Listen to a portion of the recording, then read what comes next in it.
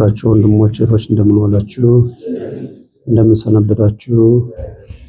ምስጉንና ተመስጋኝ አምላካችን እግዚአብሔር ፍጥረታትን ለምስጋና የፈጠረ ጌታ ለምስጋና በተፈጠርነው ፍጡራን አንደበት ሁሉ ቅዱስና ምስጉን ስሙ ለዘላለም የተመሰገነ ይሁን። በቀደም ስናየው የነበረው አንድ ነገር ነበርና ሃይማኖት እና ሃይማኖተኛነት የሚል ቃል ነው። ሃይማኖት ማለት እግዚአብሔር ስለመኖሩ የምንናገርበት ክፍል ወይም የምንማርበት የምናስተምርበት ክፍል ሃይማኖት ይባላል። ሃይማኖተኛነት የሚባለው ደግሞ አንድ እግዚአብሔር አለ ብሎ የሚያምን ሰው የሚኖርበት ህይወትን የሚያመለክት ነው። ሃይማኖተኛ ነው፣ ሃይማኖት አለው ማለት እግዚአብሔርን ያውቃል። ሃይማኖተኛ ነው ማለት እግዚአብሔር ለማመን የተመቻቸ ሰውነት አለው ብሎ የአንድ ክርስቲያን ወይም አንዲት ክርስቲያን የምትኖርበትን ህይወትን የሚያሳይ ነው ብለን ነበር ያን ያለነውና ይህ ሁኔታ በጣም እጅግ ጠቃሚ ስለሆነ አሁን የሃይማኖት ትምህርት ሃይማኖት መጀመሪያው እግዚአብሔር አለ የሚል ነው። አለወተ እግዚአብሔር ይባላል። እግዚአብሔር መኖሩ በምን ይታወቃል? በፍጥረቱ የሚለውን የተወሰኑ ጥቅሶች ከታየ በኋላ እግዚአብሔር ሶስት ነው በአካል በመለኮት አንድ ነው የሚለው ትምህርት ነው የሚማረው። ግን ለመጀመሪያ ግን ሃይማኖት ምንድነውና ሃይማኖተኛነት ምንድነው? ይሄ ከሌለ የሰው ልጅ የእግዚአብሔርን አንድነቱን ሶስትነቱንና በምስጢረ ሥጋዌ ላይ ያለውን ትምህርት ይዞ የሚያስቀር ሰውነት ሊኖረው ስለማይችል መጀመሪያ ሃይማኖተኛ መሆንን የሚያመለክቱ ትምህርቶችን እናያቸው ለማለት ያህል ነውና ወደዚያ እንሄዳለን። በቀደም ከአንድ ገጽ ላይ ያሉትን ነበር ያየናቸው እና እነሱ እግዚአብሔር መኖሩን ከልብ ለሚሽቱም ዋጋ እንደሚሰጥ ማመን አለበት የሚለው ዕብራውያን አንስተን አንድ ሰው እግዚአብሔር መኖሩን ማመን አለበት። እንደገና እግዚአብሔር ደግሞ ለሚፈልጉት ሰዎች ዋጋ ከፋይ መሆኑን መረዳት አለበት።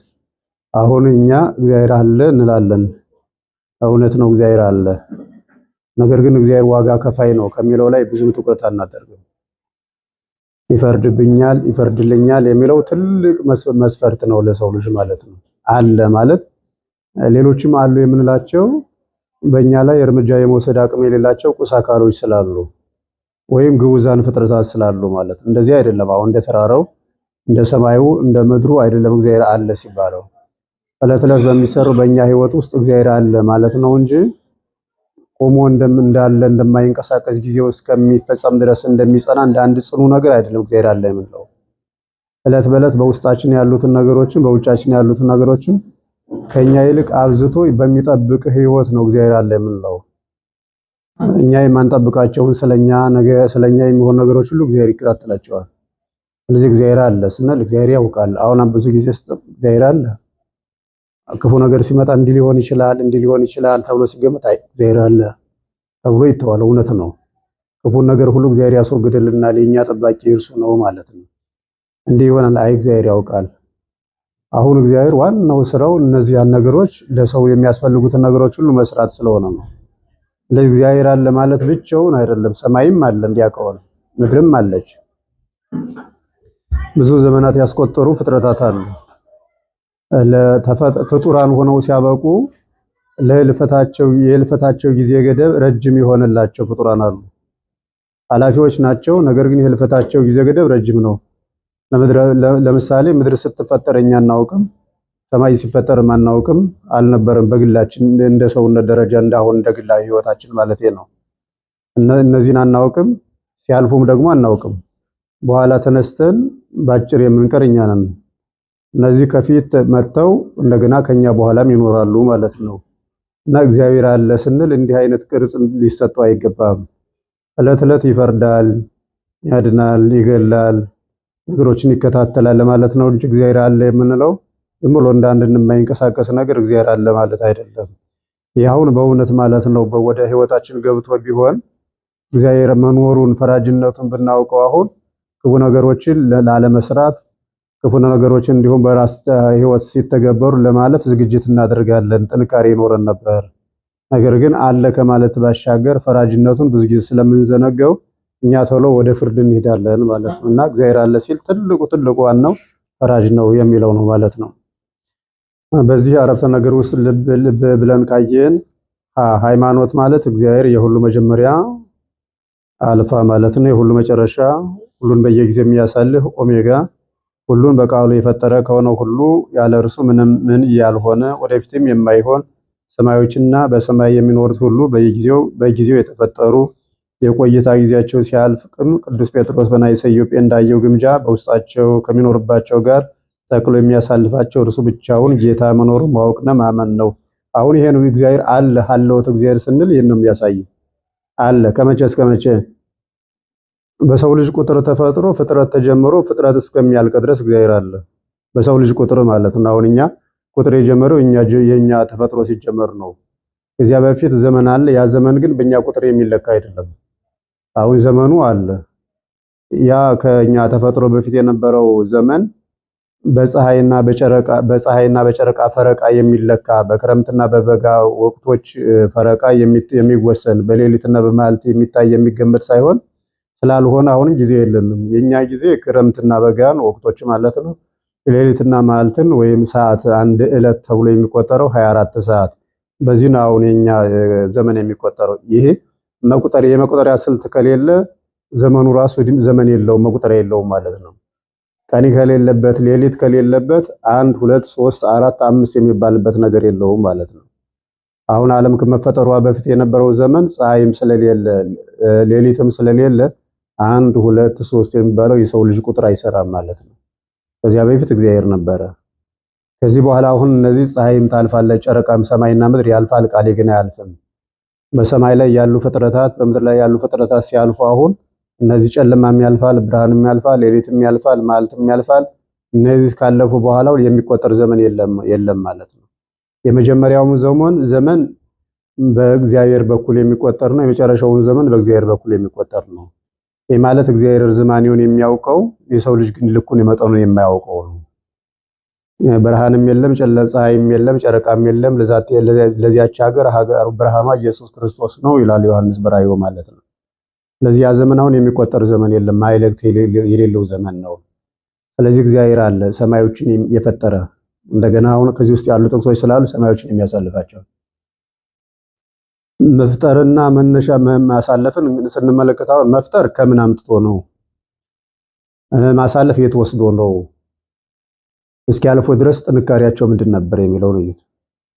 አሁን ለአንድ ፍጡር ነገር መነሻው የሆነ ቁስ አካል ይኖረዋል። ወንበር ለመስራት ጠረጴዛ ለመስራት አሁን እንጨት ያስፈልጋል፣ መስማር ያስፈልጋል፣ ሌሎች ማሽኖች ነገሮች ደግሞ ማለስለሻ መጥረቢያ ነገሮች ያስፈልጋሉ። እኒህ ሁሉ ካሉ በኋላ ነው አሁን የአንድ ቁስ አካል ለአንድ ዝግጅት የሚፈጠረው። ሰማይ ሲፈጠር ግን የሁሉ ነገር ምንም የሚዳሰስ የሚታይ የሚለይ ነገር የለም። ምድርም ስትፈጠር እንዲሁ ምንም ነገር የለም። የምድር መነሻዋ እግዚአብሔር ብቻ ነው እንጂ አንድ ቁስ አካል ኑሮ ከዚያ ቆርሶ ወይም ሰብሮ አንድ ቁስ አካል አይደለም የተፈጠረው። ለምድር መነሻዋ ምንም ነገር ማቴሪያል ነገር የለም። ምንም ነገር ስብርባሪ ነገር ምንም የሚባል ነገር የለም። ለሰማይ መነሻ ምንም ነገር የለውም። ከበእግዚአብሔር ባህሪ የተነሳ ይሁን ሲል የሚሆኑ ነገሮች ብቻ ናቸው። አጥሩ እንዲህ ከሆነ አሁን ለመነሻቸው ምንም ነገር ከሌላቸው ለመጨረሻቸው ምን ነገር አይኖራቸውም። አንድ መነሻ ያለው አንድ ወረቀት ቢኖር ያ ወረቀት መነሻ አለው፣ ወይ እንጨት ይሆናል ወይ ሌላ ነገር ይሆናል መነሻው ማለት ነው። ከዚያ በኋላ ይህን ወረቀት ብናቃጥለው የሆነ አመድ ነገር ይኖረዋል። መነሻ ስላለው መጨረሻው መድረሻ አለው ማለት ነው። ለመነሻ ለሌላቸው እግዚአብሔር ግን ከባህሪው ይሁን ብሎ ላስገኛቸው ነገሮች ህልፈታቸው ምንም ነገር ትቢያ ነገር የላቸውም። አሁን ሰማዮች ይጠቀልላሉ ይላል መጽሐፍ፣ እንደገና ሰማዮች ይቃጠላሉ ይላል። እንደ መጋረጃ ትጠቀልላቸዋለህ፣ እነሱም ይጠቀልላሉ። የተጠቀለለ መጋረጃ አሁን ይቀመጣል። ሰማዮች ግን እንዲህ ያንም ቦታቸውን ለቀው ባንዜ ኩምትር ብለው እንደሚጠፉ ነው። ሲጠፉ ታዲያ እንደ ወረቀት ራሪ የላቸውም፣ ኩስታሪም የላቸውም። የት ሄዱ እንዳንል የት መጡ የሚለው የመጀመሪያው መልስ ነው ራሱ። የት ሄዱ? ሰማዩ የት ሄደ? ለምሳሌ ይህን ያህል ሰማይ እኛ የማናየው ልኩን ወደ ላይ ህዋውን መጠኑን የማናውቅለት የሰማዩን ስፋት የማናውቅለት ይሄ ሰማይ የት ሄደ ብለን በህሊናችን ልንጠይቅ እንችላለን። እውነት ስለሆነ መልሱ የሚሆነው ግን ሲመጣ ከየት መጣ የሚለው ነው መልሱ። ሲመጣ ከየት መጣ? ሲመጣ ከየትም አልመጣ እግዚአብሔር ይሁን ሲል መጣ ካል ሲሄድም ደግሞ እግዚአብሔር ይለፍ ሲል አለፈ የሚለው መጨረሻው መቀመጫው ይሄ ነው ማለት ነው። አሁን እንደ ፍጡር ከሆነ ነገር ብናስገኛቸው መጨረሻ ስንጠቀልላቸው የሆነ ነገር የተለወጠ አንድ ነገር ይታያል። ወደ ክሰልነት ወይ የተቀየረ ወደ አመድነት የተቀየረ ወይም ወደ ትልቁ ነገር ወደ ስብርባሪ የተቀየረ ነገር ይኖረዋል። ይሄ ግን የለውም አንድ። በሌላ መልኩ እንደገና እግዚአብሔር አለ። እነዚህን የምናያቸውን አስገኘ፣ የምናያቸውን አሳለፋል እግዚአብሔር። ከዚያ መካከል ደግሞ እግዚአብሔር አለ። ይሄ መቼም የሚታየው ነገር ዝም ብሎ አይቆምም። ሰማይ ያለ ድጋፍ ቆሟል። ምድርም ያለ ተሸካሚ ውሃ ላይ ቆማለች። ውሃም በአየር ላይ ዝም ብሎ ቆሟል ብጽጹ። አሁን የኛ መቆኛ የቆመነው ምድር ላይ ሳይሆን ከእግዚአብሔር ቃል ላይ ነው የቆመነው። ይህችን ምድር አጽንቶ የያዛት የእግዚአብሔር ቃል ነው እንጂ እኮ በበታቿ ብትደረመስ ተበጥብጣ ብታልቅ ገደብ የላት። ምንም ዋስትና የለም። ከአለት ላይ አይደለም የቆመችው። ምድር የቆመችው ከውሃ ላይ ነው። ወይ ውሃው ወደ ላይ ቢወጣ ወይም አፈሩን በጥብጦ ቢጨርሰው ይችላል። ውሃው ያለበት አንድ ዓለም ነው። ውሃው ራሱ ከዚህ እስከ ሰማይ ድረስ ያለ ቦታ ያለው ዓለም ነው። ትንሽ ነገር አይደለም ሲጀመር ማለት የምድርን ግዘፍ ያህል አይደለም። ከዚህ እስከ ሰማይ ድረስ ያለው ባዶውን ቦታ የሚያህል አንድ ዓለም ነው ያለው። ያ ውሃ ወደ ላይ ቢወጣ እጅግ ኃይል ያለው ታይቷልም እኮ ለ40 ቀን ወደ ላይ ቢወጣ ፍጥረታትን ሁሉ አንድ ጊዜ አጥፍቷቸዋል እኮ። ያ ውሃ ነው አሁን ታች በእግዚአብሔር ቃል ታስሮ ያለው ማለት እና ይሃውን የማይደረመሰው የእግዚአብሔር ቃል ነው የተሸከመን እንጂ ምድር አይደለችም። ምድር መደረ ጸና ጽኑ ቦታ ማለት ነው። እግዚአብሔር ጸንተሽ ቁሚ ስላለ የምድር ጽናት ሳይሆን የእግዚአብሔር ጽናት ነው ለኛ መቋሚያ የሆነን እና በየዕለቱ በየሰዓቱ አሁን ያላቸው ነገሮች ሁሉ ጸንተው እንዲኖሩ ያደርጋቸው እግዚአብሔር አለ። በምን አለ? ምድርና ጸንቶ መያዝ ይኸው፣ ሰማይ ጸንቶ መቆሙ ይኸው እግዚአብሔር አለ። በምን? ፀሐይን ጠዋት ያወጣታል በምስራቅ በመስመልሶ እንደገና ያስገባታል። ሰዓቷ ሲደርስ ሌላ ጠባቂ የላትም፣ ራሷ ትሽከረከራለች። ጨለማና ብርሃን በ12 ሰዓት ልዩነት በራሱ ይፈራረቃል። ክረምትን ቀስቅሶ በመመልከቻ ጠይቆ የሚያመጣው የለም። ራሱ እግዚአብሔር ቃል ይሁን። እግዚአብሔር መኖሩ በፍጥረቱ ይታወቃል የተባለው ለዚህ ነው። ስለዚህ እግዚአብሔር አለ ስንል ስራ እየሰራ ይው አሁን በግዙፉ በሚታየው ዓለም አሁን ጨረቃን አየን፣ ፀሐይን አየን፣ ከዋክብትን አየን፣ በሰማይ ያሉ ኃይላትን ከምድር ተነስተው ወደ ሰማይ የሚሄዱ ኃይላትን ደመናን፣ ጉምን፣ ውሃን አየን። እዩት። አሁን በጣም እጅግ ረቂቅ ነው። ዘያቁሮ በደመና ለማይ ወይሰጠጥ ደመናሁ ቅዳሴው ግሩምና የመጽሐፈ ኢዮብ ውሃውን በደመና የሚቋጥረው በደመና መቋጠሪያ ሲባል እንግዲህ እንደ አቅማዳን የሆነ ነገር ማለት ነው። ደግሞ የተቋጠረበት ደግሞ አይቀደድም ማለት ውሃን ያህል ከባድ ነገር ተሸክሞ እንግዲህ ደመና ምን ያህል እንደሆን ያው ሁላችሁም ታውቁታላችሁ ማለት ነው። ደመናን ከምድር ላይ ሆነን ሳይሆን በብዛት አሁን በአየር ላይ በሚጓዝበት ጊዜ ታዩታል። ያ ግዙፍ የማይታይ ነገር መካከል አልፎት ሲሄድ ግን ምንም ነገር የለውም። ያ ምንም ነገር ለሁሉም ነገር ባዶ የሆነ ነገር ነው። ውሃን ያህል ነገር ተሸክሞ የሚኖር ያን ውሃ ተሸክሞ ነው ከውቅያኖስ ቀርቶ አምጥቶ ደግሞ ወደሚፈለግበት ቦታ። ዝናብ የሚሹ አገራት አሉ፣ ዝናብ የማይሹ አገራት አሉ። እንኳን አይስተውም። ዝናብ ለሚሹት ብቻ። ዝናብ የሚሹ አገራት ደግሞ ወቅት አላቸው። ሁልጊዜ ዓመት እስከ ዓመት አይዘንብባቸውም። ወቅታቸውን ጨምሮ ቦታቸውንም ወቅታቸውን ጨምሮ ነው ዞ መጥቶ አረስርሷቸው የሚሄድ ማለት። እንደገና ገደብ ደግሞ አለው ስንት ወር እንደሚዘን ያንም ዝንፍ አያደርገው። አንዳንድ ጊዜ ያሉት የአየር ጸባዮች እንደዚህ መደበኛ አይደሉም። ይህንን በሰማይም በምድርም አደረገ እግዚአብሔር። ሌላው በውስጣችን አሁን እግዚአብሔር አለ። የእግዚአብሔር መኖሩ አሁን በጥቅስ ልንደልለው ልናታልለው እንትን ልንለው የምንችለው አይደለም። እውነት ስለሆነ ብቻ ነው። አንድ ሰው በማያውቀው መልኩ ከሰውነቱ አንድ አካል ከፍሎ ከአንዲት እናት ወደ አንዲት እናት ማይጸልኮ ያንን ዘር አባትም ሳያውቅ እናትም ሳያውቅ ተንከባክቦ አሳድጎ ይኸው ልጅሽ ይኸው ልጅህ ብሎ የሚሰጥ እግዚአብሔር ነው። ስለዚህ ያንን በጨለማ ውስጥ ያለ በውሃ ውስጥ ያለ ምግብ ያልተቋጠረለት የሚተኛበት ቦታ ያልተነጠፈለት ተንከባካቢ ዘመድ የማያየው ችግሩን ሰው የማይረዳው ችግሩን የማያስረዳ ሰው ችግሩን የማይረዳው እሱም ችግሩን ማስረዳት የማይችል ሕፃን እግዚአብሔር የሚያስፈልገውን ነገር ሁሉ እያየ ከበሽታ ሁሉ ጭራሽ ተከላክሎ እንዲወለድ የሚያደርገው ምግብንም ከእናቱ እየወሰደ የሚመግበው እግዚአብሔር ነው። ምንም መሰናክል ሳይሆን በዚያች ጠባብ ቦታ የሚያኖረው እግዚአብሔር ነው። ከዚያ በኋላ ባለው ነገር ላይ እናት ሳይኖራት እንድታሳድገው የሚያደርግ አባት ሳይኖረው እንዲያሳድገው የሚያደርግ እግዚአብሔር ያልታወቀው እንዲታወቅ የሚያደርግ እግዚአብሔር ነው። ስለዚህ እግዚአብሔር አለ። አንድ ሰው ከአብራኩ ከሰው አብራክ ማለት ጉልበት ማለት ነው፣ ኃይል ማለት ነው። ከኃይሉ ኃይል ይወጣል ይቀነሳል ቢሉት በተለምዶ ሊያውቅ ይችላል። ግን አንድ ሰው የዘር አካል መተላለፊያ አካሉን ለይቶ ሊያውቅ ይችላል። እናትም የዘር አካል መቀበያ የሆነ አካል ልታውቅ ትችላለች። የት ላይ የነበረ አካል ዘር ነው ግን ተከፍሎ የሚሄደው የት ላይ የተቀመጠው ነው። ከምንኛው አካል ላይ ነው የተከፈለው? ምንም የሚታወቅ ነገር የለም። በዚያ ቅጽበት እግዚአብሔር ብቻ ከሰዎች አብራክ ከፍሎ ያንን እንዲኖር የሚያደርገው እግዚአብሔር ነው። ስለዚህ ዕለት ዕለት እግዚአብሔር ያለ ከኛ ጋር ነው። የምንበላው አለ፣ የምንጠጣው አለ፣ የማናውቀው አካል አለ ውስጥ ያን ሁሉ በዳኝነት የሚዳኘው የሚፈርደው እግዚአብሔር ነው። አሁን እኛ ለአብዛኛው ሰውነታችን ባዶች ነን። የእግዚአብሔርን ያህል እኛ ራሳችን አናውቀውም። በተለይ ውስጣችን የእግዚአብሔር ያህል አናውቀውም። አሁን የምንሰራውን ስራ ብቻ በውስጣችን ሳይሆን የውስጥ አካላችን በራሱ ምን እንዳለ በዚህ በኩል ምን እንደተቀመጠ ምንም የምናውቀው ነገር የለም። የሚሰራውን ተውት ብቻ እንዲሁ ቁስ አካሉን ራሱ ጥሬ አካሉን ራሱ ማወቅ ራሱ ሌላ ጉዳይ ነው። ምንድነው ያለ አሁን እዚህ አይምሮ አንጎል ተብሎ የሚጠራ ሊሆን ይችላል። ያንዳንዱ ደግሞ ስታወጣው በእንትን ሲታይ የራሱ የሆነ ክፍል አለ። ግን ያንን ክፍሉን የሚያሳይ ክፍልም በራሱ ምን እንዳለ በውስጡ የሚረዳበት ጥበብ የለውም። ማንም የማይረዳው ዓለም እግዚአብሔር የሚረዳው ማንም የሚረዳው ከተበላሸ እንኳን ማንም በሕክምና የማይረዳው እግዚአብሔር የሚረዳው ዓለም እሱ ብቻ ነው ያለው። ስለዚህ ምንም አሁን ተሸከምን ራሳችን ወሳኝ ነው። ምን እንዳለበት ምንም እናውቀው ነገር የለም። በዚህ በእያንዳንዱ ያለው በዚህ በትንሹ በምናምን ያለው ውስጥ ቃቅሩ እሱ እግዚአብሔር ይቁጠረው። ወደ ውስጥ እንደገና ገብተን ጉበት፣ ኩላሊት፣ ጨጓራ፣ ትንሽ አንጀት፣ ትልቅ አንጀት የሚባሉት ሌሎቹንም ጣፊያ፣ የሐሞት ከረጢት እኔን ማናውቃቸውም በራሱ አይደለም ስራቸውን አካሎቹን ራሱ አናውቃቸውም።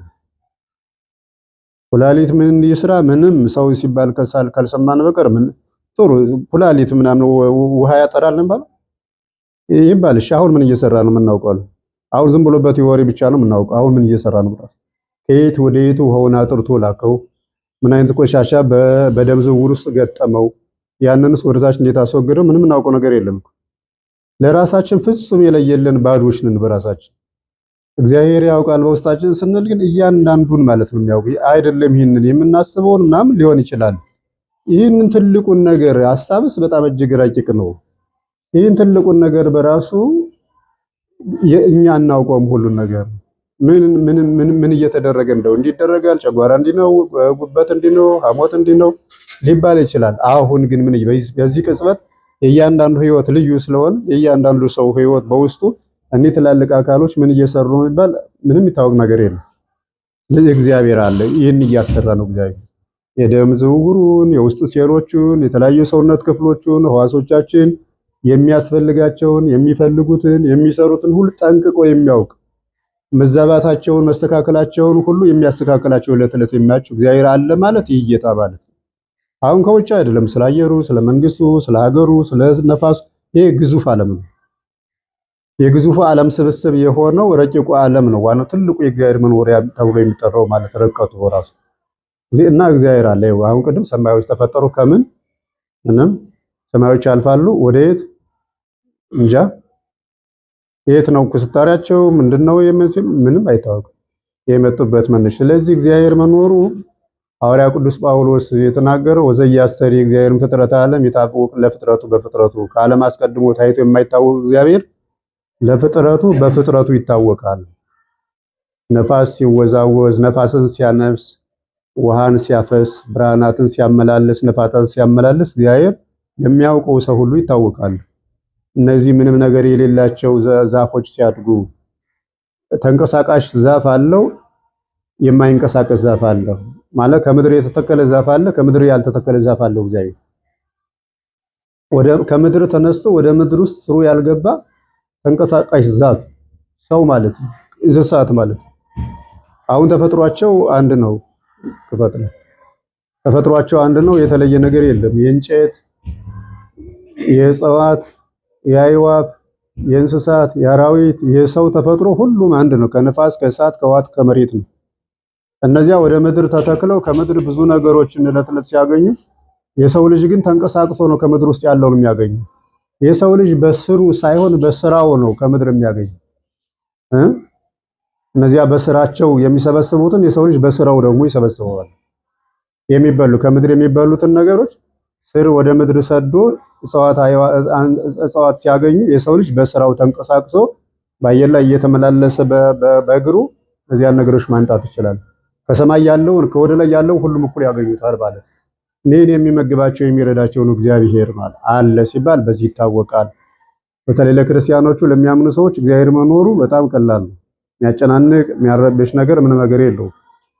አሸናፊ እግዚአብሔር ከሁሉ ህይወት ሁሉ በላይ ስለሆነ እዚህ መኖሩ በእነዚህ ፍጥረታት አልፋ ኦኦ አልፋ ወይም አልፋ ኦሜጋ ወይም አሊፍ ታው መጨረሻና መድረሻና መነሻ አሁን በመነሻ እርሱ ካለ በመጨረሻ እርሱ ካለ እግዚአብሔር አይሞትም ማለት ለዘላለም ይኖራል። ምክንያቱም 8000 ዓመታት በእኛ ቁጥር የኖረ ነው። ከመጀመሪያው አዳም ነበር፣ ከመጨረሻው ሌላ ፍጥረት ነው ያለው። ያ ሁሉ ፍጥረት ወደ 2000 ወይም 1000 አባት የተፈራረቀበት ዓለም ላይ እግዚአብሔር ግን ብቻውን ለዘላለም ይኖራል። መጨረሻም መነሻም ቃል በመጀመሪያ ነበር። እግዚአብሔር በመጀመሪያ ሰማይና ምድርን ፈጠረ። ቃል በመጀመሪያ ነበር። ፍጥረት ሲፈጠሩ በመፈጠራቸው በፊት ካለ እግዚአብሔር ፍጥረት ከመፈጠሩ በፊት እግዚአብሔር ቃል ነበረ ማለት ከመፈጠር በፊት የነበረ ፈጣሪ ብቻ ነው። ቃል በመጀመሪያ ነበር። ፍጥረታት በመጀመሪያ ተጀመረ አይደለም ያለው፣ በመጀመሪያ ተፈጠረ አይደለም። ሲጀመር ነበር፣ ለጅማሬው ነበር። እሱ ጀማሪ ሆኖ ነበር። ያን ጊዜ ደግሞ ገና ነው አለ፣ ገና አልተፈጠረም። ፍጥረት ሳይፈጠር የነበረ ብቻ ፈጣሪ ብቻ ነው። ሌላ ማንም በሰማይም የሚኖሩትም በምድር የሚኖሩትም ረቂቆቹም ግዙፎቹም ማንም አልነበረም። በዚህም በላይ በዚህ እግዚአብሔር መጀመሪያም መጨረሻም አንዱ የተወሰነ ቦታ ሄዶ አንዱ ቆሞ ሌላው ደግሞ ዞት ሄዶ ሌላው መጨረሻ ላይ የሚገኝ ነው የዓለሙ ሂደት ማለት ነው። እግዚአብሔር ግን መጀመሪያም መጨረሻም እርሱ ብቻ ነው የሚኖረው። ስለዚህ ከመጀመሪያም የጀመራቸው ከመጨረሻም የፈጸማቸው እንዲጸኑ ጊዜ ገደባቸውን ጠብቀው እንዲኖሩ ደግሞ የሚያስፈልጋቸውን ነገር ያሟላላቸው። ለምሳሌ እኛ የሰው እድሜው በመጀመሪያው በሺህ ቤት የሚቆጠር ነው። ኋላ በ120 ቤት የሚቆጠር ነው። ከዚያ በኋላ በ72 ቤት የሚቆጠር ነው የእድሜው ማለት ነው አሁን ያለው እና 72 ዓመት የሰው ልጅ ቢቆይ ዝም ብሎ አይቆይም። 72 ዓመት አይደለም የሚበላው ብዙ ነገር የሚያስፈልገው ይቅርና ቁስ አካል እንኳን ቁሞ መኖር አይችልም። ወደ ብስባሽነቱ ደረቅም ከሆነ በምስጥ አማካኝነት እርጥብም ከሆነ በአበስባሾች በተለይ በእርጥብ ነገሮች አማካኝነት ወደ አፈርነቱ ይመለሳል እንጂ ቁሞ የሚጠብቅ ነገር የለም። ድንጋም እንኳን በላይ ከሆነ አፈር በላይ ከሆነ ፀሐይና ነፋስ ሲፈራረቅበት ትንሽ ትንሽ እየተሸረሸረ ወደ አፈርነት ይቀየራል። ዋይለው ውሃውን እንኳን ታዩታለሽ። ውሃ ብቻ አይደለም ሄዶ የውሃ ዛላ ወዴት ነው? ወደ አለትነት ይቀየራል ማለት ሁሉ የማይለወጥ የማይቀየር ነገር የለም። እና ይህንን የሚያደርገው አንድ እርሱ እግዚአብሔር ብቻ ነው። ስለዚህ እግዚአብሔር መኖር ለክርስቲያኖቹ በጣም ቅርብ ነው። በጣም እጅግ ብዙ ማስረጃ ሁሉ ነገር ሁሉ በእርሱ ስለሆነ ያለ እርሱ ምንም ነገር የሆነ ነገር ስለሌለ ክርስቲያኖች ደግሞ እንዲህ ብለው ስለሚያምኑ ማለት ነውና እግዚአብሔር አለስን በተለይ ግን ዋጋ ከፋይ ነው። ሐዋርያው የተናገረው ዋጋ ከፋይ ነው እግዚአብሔር ነው። ስለዚህ ሰው ሁሉ ዋጋ ለመቀበልና ዋጋ ለመስጠት ነው የሚኖረው በዓለም ላይ። ዋጋ እግዚአብሔር ከፋይ ነው ከተባለ ክፉ ዋጋ የሚያስከፍለውን መልካም ዋጋ የሚያስከፍለውን የሥራ አይነት ለይቶ መምረጥ የሰዎች ድርሻ ይሆናል። እግዚአብሔር ይቀየማል፣ እግዚአብሔር ይቆጣል፣ እግዚአብሔር በሲኦል እንድንኖር ያደርጋል፣ እግዚአብሔር ይወዳል፣ እግዚአብሔር ይባርካል፣ እግዚአብሔር በገነት እንዲኖር ያደርጋል ሲል ዋጋ ከፋይ ነው። ለተለት አለ ከማለት ባሻገር ዋጋ ከፋይነቱ መረሳት የሚጠበቅበት ነገር አይደለም። እንደማይሰማ ዝም ይላል፣ ይሄ ባህሪው ነው። እንደማይሰማ ዝም ይላል፣ እንደማይፈርድ ይታገሳል፣ መደበኛ ባህሪው ነው። አሁን እኛ ልብ ስለማንለው በየደቂቃው ስለምንገነፍልና በየደቂቃው ስለምንለዋወጥ እግዚአብሔር እንዲለዋወጥ ስለምንፈልገው ነው። እግዚአብሔር ግን መደበኛ ባህሪው ዝም ማለት መታገስ፣ ወሰን እንዳለው ያውቃል። ከወሰኑ ሲደርስ ራሱ የተወሰነለት ወሰን ሰውን ያጸነዋል። ይሄ እንደማይሰማ ዝም ስለሚል ለምን የለም እንዲህ ነው የምንለውን ነገር እኛ እናነሳለን። ያ የኛ ባህሪ ነው። ግን አያችሁት ጌታችን ለይተን ስላለማወቃችን ጌታን በፍጡር ደረጃ እንስለዋለን ማለት እንዲቆጣ፣ እንዲሳደብ፣ እንዲቀስፍ፣ እንዲማታ፣ እንዲያጠፋ፣ ክፉ ነገር እንዲያደርግ እኮ የፍጡር የኛ ደረጃ ነው። ከኛም ቢሆን የሰውነት ባህሪያቸውን አጽንተው የሚኖሩ ሰዎች ይህን ያልፉታል። ሰው የሚባለው ይህም ብስጭትን፣ ችኩልነትን፣ ግንፍልተኛነትን፣ በስሜት መጓዝን እነዚህን ሁሉ ያሸነፈ ነው ሰው የሚባለው። ደግሞ ማሸነፍ ስለሚችል እኮ ነው። በገነት ለምን ምን አላችሁ እግዚአብሔር ሲባል፣ አረ ምን አለን እግዚአብሔር ከአንዲት ዕፀ በለስ በቀር ሌላውን ብሉ ብሎናል። ለምን ዕፀ በለስን አትብሉ አላችሁ? የሞት ሞት ትሞታላችሁ ብሎ። የሞት ሞት እኮ የምትሞቱ አይደለም ክፉና ደግ እንደሱ ስለምታውቁ ነው ብሉ ተባሉ። ከዚያ በኋላ እነሱ ቸኩለው በሉ ወደቁ። እግዚአብሔር ግን ምን አሳየ? ባትበሉ መኖር ትችሉ ነበር የሚለውን አሳየ እግዚአብሔር። ባትበሉ ሰይጣንን ማሸነፍ እናንተ በህይወት መኖር ትችሉ ነበር። አሁን ፍጡር ስለሆነ ነው እንዲህ ስለሆነ እንዳትሉ። በገዳመ ቆሮንቶስ በዚህ ወቅት ማለት ነው ጌታ ገዳመ ቆሮንቶስ ገባና 40 ቀን ሙሉ ሳይበላ ሳይጠጣ እንደቆመ ሳይቀመጥ እንደዘረጋ ሳያት ሙሉን እየሰገደ እየጸለየ ስለኛ በእኛ ሰውነት ማለት ነው 40 ቀን ጾመ። የተራበ መስሎ ታየው። መጥቶ አንተንም እኔንም ርቦናልና ይህን ድንጋይ ኅብስት አድርገው ባርከውና እንብላ፣ ሰው በእንጀራ ብቻ አይኖርም በእግዚአብሔር ቃል ጭምር እንጂ ብሎ አሸንፎ ሰይጣን ሄደ። ይኸው ያ ስጋ የትኛው ነው? ከ5530 ዓመት ላይ በምግብ የተሸነፈው ስጋ ነው ያስጋል። እናንተም እንዲህ ብላችሁ ታሸንፉም ነበር። ይኸው የእናንተ ስጋ አሸነፈን ያለው የኛ ስጋ ነው በየታጠ እግዚአብሔር ተዋሂዶት ያሸነፈ ማለት።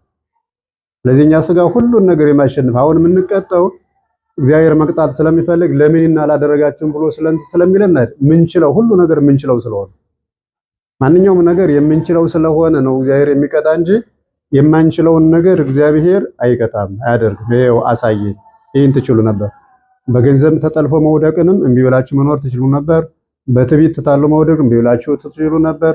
በምግብ መታለም በስስት መውደቅም ትችሉ ነበር። ይሄዋል እነዚህ አርዕስተ ኃጣውእ የሚባሉትን ታላላቅ ስራዎች እነሱን አሸንፎ እግዚአብሔር በእኛ ስጋ ታየ ማለት ነው። እና ዋጋ ከፋይ ነው ምንለው ኃይለ ቃል ሁልጊዜ ሊኖር ያስፈልጋል። ዕለት ዕለት ክትትሉ ዝም ማለቱ ጸባዩ ባህሪው ነው። እንደገና በእኛ አቆጣጠር ነው አሁን በደቂቃ በምን እንዲህ በሚሉ ነገሮች ጊዜን የምንቆጥረው እንዲህ በሚባክኑ ለይታ እንኳን እንትን የሌላቸው ወሰን የሌላቸው ነገሮች ለእግዚአብሔር ዘንድ ግን 1000 ዓመት ራሱ ትናንት እንዳለፈች ቀን ነው።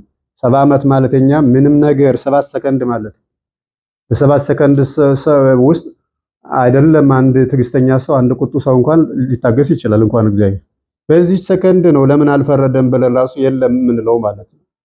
እና እግዚአብሔር ዋጋ ከፋይ ነው። ግን ዋጋ ከፋይ ነው ሲባል ደግሞ ለኛ ብቻ አይደለም። እግዚአብሔር የሁሉ ጌታ ነው። እርሱ አሁን እንዳታለሉ እንደነገዱ ክፉ ነገር እንዳደረሱ በስጋዊ ፍላጎታቸው ተነርተው የማይገባቸው ሁሉ ያደረጉ ሰዎች ሁሉ የነሱ ጌታ አንዱ ጌታ እግዚአብሔር ነው።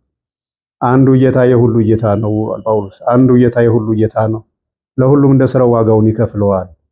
አሁን የእስላም ነኝ እኔ ጴንጤ ነኝ እኔ እምነት የለኝ እኔ ካቶሊክ ነኝ እኔ ፕሮቴስታንት ነኝ ማለት የለም። አንድ እግዚአብሔር ብቻ ነው ያለው። እዚህ ለሁሉም ዋጋ የሚከፍል እግዚአብሔር ነውና ዕለት ዕለት የምንሰራቸው ስራዎችና የምናምነው እምነት በዋጋ ከፋይነቱ ውስጥ የገባ ከሆነ ችግር የለውም። ለድካማችን ዋጋ ይከፍላል እንለዋለን። ለመሰደባችን፣ ለመናቃችን፣ ለመመታታችን ሁሉ ዋጋ ይከፍላል እግዚአብሔር። መንገው ተመቶበት መንገው ተርቦበት ዝም የሚል እረኛ ስለሌለ አሁን እኛ እንደ ፍየሎች ተቀድመን ጨዋሂዎች እየሆን ነው እንጂ እንደ በጎች ታጋሾች ብንሆን ኖሮ እረኛው ራሱ የሚፈርድበት ጊዜ አለ። ፍየሎች እረኛው መጥቶ እስከሚፈርድ ድረስ አይቆይም፣ እሪ ይላሉ ወዲሁ ማለት ያን እሪ ቢሉም እርባ ይሉም፣ ግን እረኛው ዋጋ ከፋይነቱን አይተውም፣ መመልከቱን አይተውም። በጎች ደግሞ ብዙ ነገር ደርሶባቸው ዝም ይላሉ። የበጎች ድምጽ የሚሰማው በእረኛቸው አማካይነት ነው እንጂ በበጎቹ አይደለም። የፍየሎች ድምጽ ደግሞ የሚሰማው በእረኛቸው ሳይሆን ቅድሚያ በራሳቸው። አሁን ተቀድመንኛው ዋይ ስለምንል ነው እንጂ እረኛው ስለማያስተውለው አይደለም። ምድራዊ ፍጡር ይህንን በቀደም ብየዋለሁ። በዚህ የተነሳም ከሰው ሳይለዩ የተለዩ ለመምሰል ግማሹ ጥፍሩን ሌላውም ፀጉሩን ይሄ ቀለል ያለ ነው ያስረዝማል።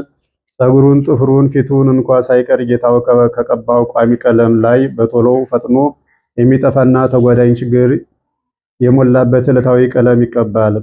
በነጋ ጊዜ ግን እርሱ ያምራል ብሎ የቀባው ሲለቅ ተሸፍኖ የነበረው የአምላክ ቅባት የፍጡራንን ቅባት ደምስሶ እንደገና ይወጣል። አሁን ሰው ይቀባል ያምራል ብሎ ይቀባል፣ ግን የጌታን ቅባት ግን ማጥፋት የሚችል የለም። በነጋው ያንን ወደዚህ አስወግዶ ነባሩ ቅባት ነው የሚወጣ እግዚአብሔር የቀባው ማለት ነው። ሰው ራሱ ያምራል ብሎ ሊቀባው ይችላል። በነገራችን ላይ አሁን እንደ መደበኛ ትምህርት አይደለም፣ አጋጣሚ ለማብራሪያ ስለገባ ነው። እኛ ጥፍር ቀለም አትቀቡ፣ ፀጉር ዊግ አትሰሩ፣ ፊታችሁ እንዲያታርጉ ከሚለው ነገር ላይ አልደረስንም።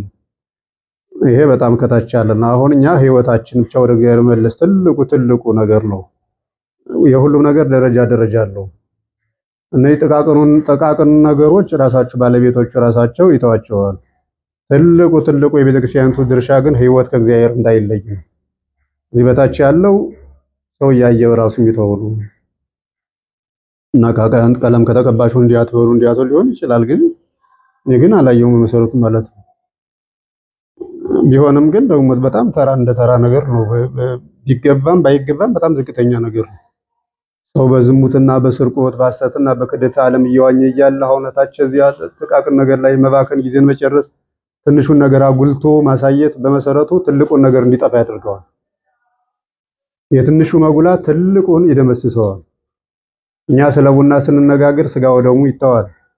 እኛ ስለ ቀለም ስለሚቀባ ነገር ስንነጋገር የአምላክ ባህሪ መገንዘብ ይቀራል። ለዚህ ትምህርታችን ሁሉ ከታች ውጪው ደብልጭው አሌለክሙ ለጻጹ ተተፈ ለገመለ ትውጡ ታላላቁን ኃጢአት የምትደብቁ ታናናሾቹ የምትዘረዝሩ ወዮላችሁ። ትልቁን ነገር በእናንተ ያለውን ትደብቃላችሁ፣ በሰዎች ያለውን አግናችሁ ታወጣላችሁ።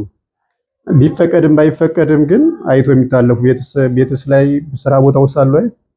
ስራ ቦታዎችም ላይ አይተን ዝም ብላችሁ የምታልፏቸው አሉ። ቤትም አይቶ የሚታለፋል።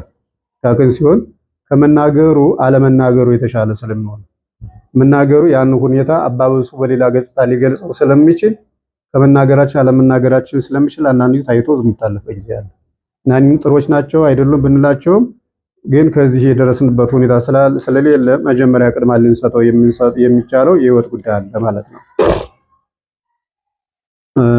ውበት ሳይሆን እርሱ በጊዜው የሚቀያየረውን ቅባት ስለሆነ እንደ ጃርት በጥፍሩ እንደ ከብት በፀጉሩ የሚለይ ይሆናል። አሁን ይሄ ሰው ራሱ ይሄ በመሰረቱ ሲታያው ሰው በፀጉሩና በጥፍሩ ላይ ያለው ካለ ከሃይማኖት ተራዎች ወጥቷል ማለት ነው። እንዲህ በነገራችን ላይ ከሃይማኖት የወጡ ሰዎች ምልክቶች ናቸው። አንደኛ ሰው ውበት አለው ብሎ ማመን ያስፈልግበታል። ሁሉ ቀዩ እኔ ውበት አለኝ ጥቁር ውበት የለኝም ማለት አይጠበቅበትም። ውበት ሲጀመር የተሰካኩ ሁለት ስራ ያላቸው የሰውነት ክፍሎች ናቸው እንጂ ውበት የሚያሰኙት ቀለሙ አይደለም። እኔ በፊታችን ላይ ያሉ ሁለት ለመልክነት የሚያገለግሉ ለሌላ እንደገና ለራሳቸው ስራ የሚያገለግሉ የተሰካኩ መልኮቻችን ናቸው ውበት የሚባሉት። እንደገና በእግዚአብሔር አርአያና ምሳሌ መፈጠራችን ነው። ለዚህ ነገሮችን ትካሉ። አሁን ሌላው የጠፍር ነገሮች የፀጉር ነገሮች እነሱ ሰዎች ይንቆኛል፣ አይወዱኝም፣ ወንዶች አይወዱኝም፣ ሰዎች ይንቁኛል ከማለት አንፃር ከመሸነፍ ከድካም የመጡ ናቸው በመሰረቱ። እዚያ በኋላ ማህበረሰቡ ይቀበልና የሴቱ ግሩፕ ይሄን ነገር በቃ እንዲህ ለምን አታረጊም እንዲህ ለምን አታረጊም እንዲህ የሚባል ነገር ጫና ይፈጥራል ማለት። ግን ሰው በራሱ ሙሉ ነው። ወንድ ለምሳሌ አሁን በነገራችን ላይ አሁን አሮጌ ቢለብስ ጫማ ባይቀይር ደንታ የለውም። ለምን? ትልቅ ነኝ የሚለውን ነገር ተቀብሎታል ማለት ነው። ከምንም ነገር የለም። አሁን በወንድ በኩል ስለ ልብስም ስለምንም አይጨነቅም። በጣም ጥሩ ነው። ሴቶችን ግን ወንዶችም ሴቶችም ጫና ፈጥረውባቸዋል በሴቶች ላይ። ስለዚህ የበታች ስሜት አድርገው ጭነውባቸዋል። ያን ነገር ካላደረጉ እንደማያምሩ፣ ወንዶች እንደማያገቧቸው፣ ዝቅተኛ እንደሆኑ፣ ምልከታ እንደሚነፈጋቸው እንዲህ ያለ ጫና በሴቶች ላይ ያሳድረንባቸዋል ማለት ነው። ከኛ ሳይለዩ የተለዩ እንዲሆኑ አድርገን ያው ለምሳሌ ፀጉሩ የረዘመ ማን ነው? ጥፍሩ የረዘመ ማን ነው? ናቡከደነጾር ከእግዚአብሔር ሕይወት ተለይቶ ሳለ የረዘመ ጠጉርና የረዘመ ጠፍር ነው የተሰጠው። ከዚያ በኋላ በካፊ አማካይነት መንፈስ ቅዱስ አረስርሶ ሲመልሰው ያ ነገር ደግሞ የለም። እዚህ በመጠን ከሆኑ ጌጦች ናቸው። ከመጠን ካለፉ ደግሞ ጌጦች አይደሉም። ጌጥ ደግሞ ለተሰጠው ሰው ነው። ላልተሰጠው ሰው ያ የተሰጠው ነገር የግሉ በራሱ ጌጡ ነው ማለት ነው። በመሆኑ ሰው ሁሉ ጌታ ግን ዘላለማዊ አምላክ በመሆኑ እንደሌላው በሚያልፈው ሳይሆን ለዘላለም በማያልፈው ንጹህ እምነትና በእውነተኛው ምዕመን ሕይወት ብቻ ደስ ይሰኛል። አሁን በቀደም ስናይ ነበር አንድ ሰው ከሚሰራበት የሥራ ክፍል ላይ የተወሰነ ገንዘብ ከሌላው አካል አመጥቶ እዚያ በኋላ ለቤተ ክርስቲያን የተወሰነ ነገር ቢሰጥ የሚጸድቅ ይመስለዋል። ያሁን በሁሉም ዘንድ አለ ማለት ነው። አሁን የኃጢአት ንብረትን ለቤተ ክርስቲያን ማካፈል ይሄ በእምነቱ ውስጥ ያለን ሰዎች የምናደርገው ድርጊት ነው። እኛም ቤት ገንዘቡ አነስ ሲል ሰዎችን አስተባብረው ገንዘብ ማንጣት፣ ሰዎችን ካሉበት ቦታ ላይ አለማንሳት፣ ገንዘባቸውን ከዚያው ላይ አንስቶ እንደሚሄድ እኔ ነገሮች ይታያሉ። ግን መደበኛ ነገር አይደለም። ጌታ የመጣው ለሰው ሕይወት ነው እንጂ ለሰው ልጅ ገንዘብ አይደለም። ሰው ራሱ የእግዚአብሔር ገንዘብ ነው፣ እግዚአብሔርም የሰው ገንዘብ ነው። ሁለቱ ናቸው የሚገነዛዘቡት። እነዚህ ነገሮች ላይ ነው እንጂ በሌላው እንትን የሚል አይደለምና ከዝሙት ላይ ያለ ሰው በዝሙት ላይ ያለ ሊኖር ይችላል። አሁን ለምን የሚባለው ነገር ሊኖር አይችልም። ሰው ሳያስበው የሚገባበት አዘቅትና የሚወርድበት ቁልቁለት ብዙ ነው። አይደለም በጠንቋይ ቤት መሄድ ጠንቋይ ሊሆን ይችላል። ሰው አይታወቅም። ወልዶ ሳይጨርሱ በጉዳይ ስቁም ይባላል በአባባል ማለት ነው። ለምን ወደ ኋላ የሚመጣው ከሚወለደው ልጅ የሚመጣው ነገር አይታወቅም ተብሎ ማለት ነው። እኛም አሁን ምንም የጀመርነው ነገር ሳይኖር ገሌ ኃጢአተኛ ነው ገሌ ኃጢአተኛ ናት ብለን በእነሱ ኃጢአት ልንዘብት አንችልም። የእነሱ ችግር ስላልወደቀብን ነው እንጂ የእነሱ ችግር በእኛ ላይ ቢወድቅ ኑሮ ያ ምክንያት በእኛ ላይ ቢኖር ኑሮ ምን ያህል እኛ ተቋቁመን ዛሬ ባለንበት ህይወት እንኖራለን የሚለው በጣም እጅግ አሳሳቢ ነው። ጠንቋይ ቤት የሄዱበት ምክንያት ራሳቸውን ለዝሙት አሳልፈው ሽጠው ገንዘብ የሚያገኙበት ምክንያት ቢወድቅብን መቼም ሁሉ ሰው ወዶ አይሄድም። እንዴት አንዲት የተከበረች እናት ከ3 ከ4 ወንድ ጋር መተኛት እንዴት ትፈቅዳለች? ምን ተብሎ ስሜት ነው ምንድነው? የኮ ሊሆን በጭራሽ ሊታሰብ አይችልም ማለት ምንድን ታዲያ ወዲያ አጣብቂኝ ውስጥ የወሰዳቸው ሰዎች ያ ነገር ታዲያ ያልደረሰባቸው ሰዎች የደረሰባቸውን ሰዎች ከዚያ ችግር ሊያወጧቸው ያስፈልጋል እንጂ በእነሱ ላይ ሊስቁ ያስፈልግም። እግዚአብሔርን ደስ ማሰኘት ታዲያ ደግሞ በዚያ ገንዘብ አይደለም። ያ ገንዘብ እግዚአብሔርንም ማንንም አያስደስትም። ከዚያ ገንዘብ ላይ ያለው ህይወት ነው እግዚአብሔርን የሚያስደስተው ማለት ነውና በእምነት ባለፈው ትምህርት ላይ እንትን ያልነው ያለ እምነት እግዚአብሔርን ደስ ማሰኘት አይቻልም። ያለ ገንዘብ አልተባለም፣ ያለ ውበት አልተባለም። ውበቱም ቢሆን ምንም ቢሆን ከሆነም ራሱ የሚመሰገን ከሆነም እግዚአብሔርን የሚመሰገንበት ከሚመሰገን ቢሆን ማለት ነው። የቁንጅና ውድድር ቢኖር አሁን አንዲት ሴት ብትመረጥ የሚመሰገነው ከሆነ ነው። እንትኑ የድርጊቱ ትክክል ከሆነ የቁንጅና ውበት ያስፈልጋል ወይ ሰዎች የሚመስገን ይገባቸዋል በዚህ አይነት ተብሎ ከታመነበት የሚመሰገነው እግዚአብሔር ነው። ግን አይደለም፣ ውሸት ነው። ምክንያቱም አንዲት ሴት ውበት አላት ከተባለ እነዚያኞቹ ሰዎች እግዚአብሔር አልፈጠራቸውም ማለት ነው የፈጠራቸው ማለት ነው።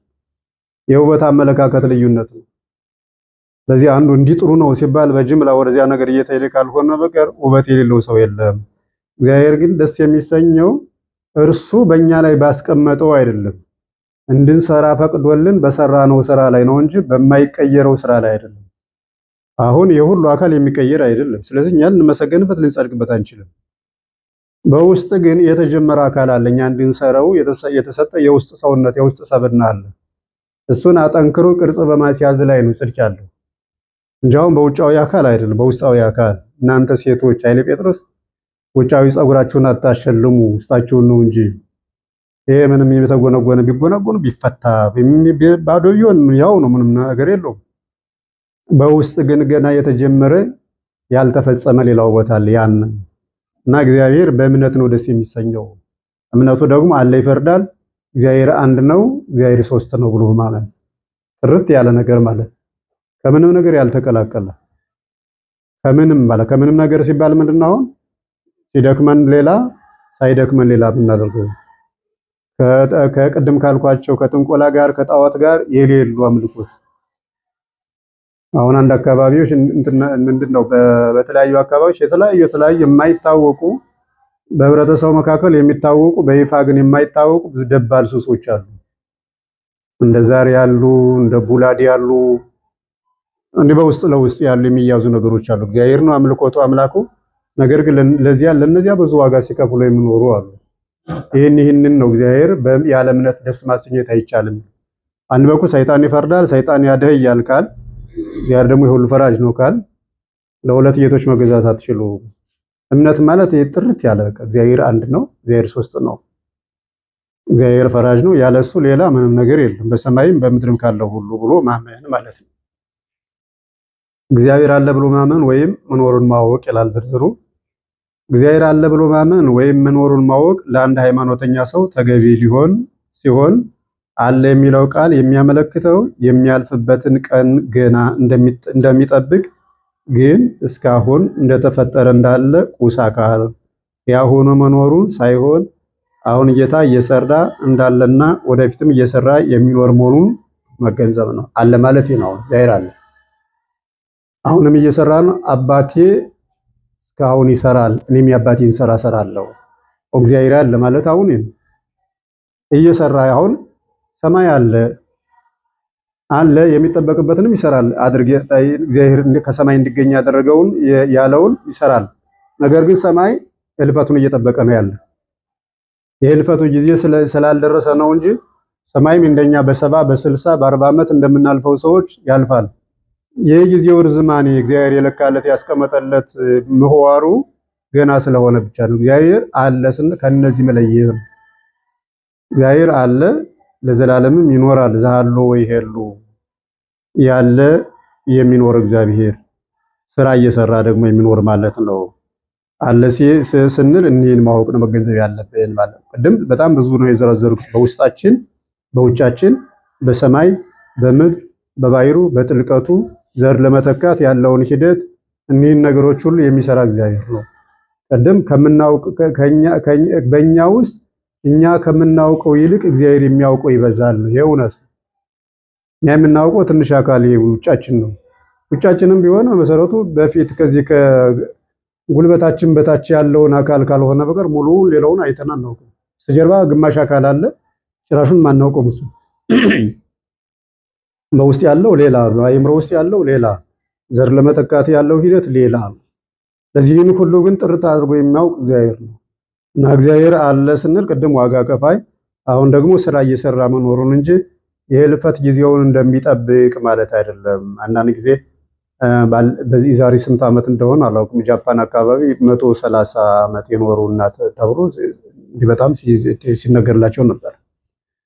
130 ዓመት አሁን ድንቁ ምንድነው? በ70 ዓመት ላይ 130 መኖራቸው ይጥፍ ማለት ነው። ያንን ስኖር ግን ምንድነው አሁን እንትን እኒህ ሴትዮ ምንድነው የእድሜ ባለጸጋ ተብሏል፣ በጊዜው አነጋገር ማለት ነው። እኒህ ሴትዮ ግን ማለት ነው አሁን እኒህ ሴትዮ ግን ስራ ካቆሙ ስንት ዓመታቸው ነው? ራሳቸውን መርዳት ካቆሙ ነው። ስራ ያቆሙት በ70 ዓመታቸው ከሆነ 70 ዓመት ሳይቀበሩ ኑረዋል ማለት ነው። ሌላው ወርዚ ያልተውና ማለት 70 ዓመት ሳይቀበሩ ስለኖሩ ከሞቱ ቆይተዋል። ሞት ማለት ስራ ለመስራት ስለሆነ አሁን ሰው በህይወት ሞቷል ከተባለ ስራ አይሰራም ማለት ነው። መልካም ስራ አይሰራም ከተባለ ሞቷል ይባላል።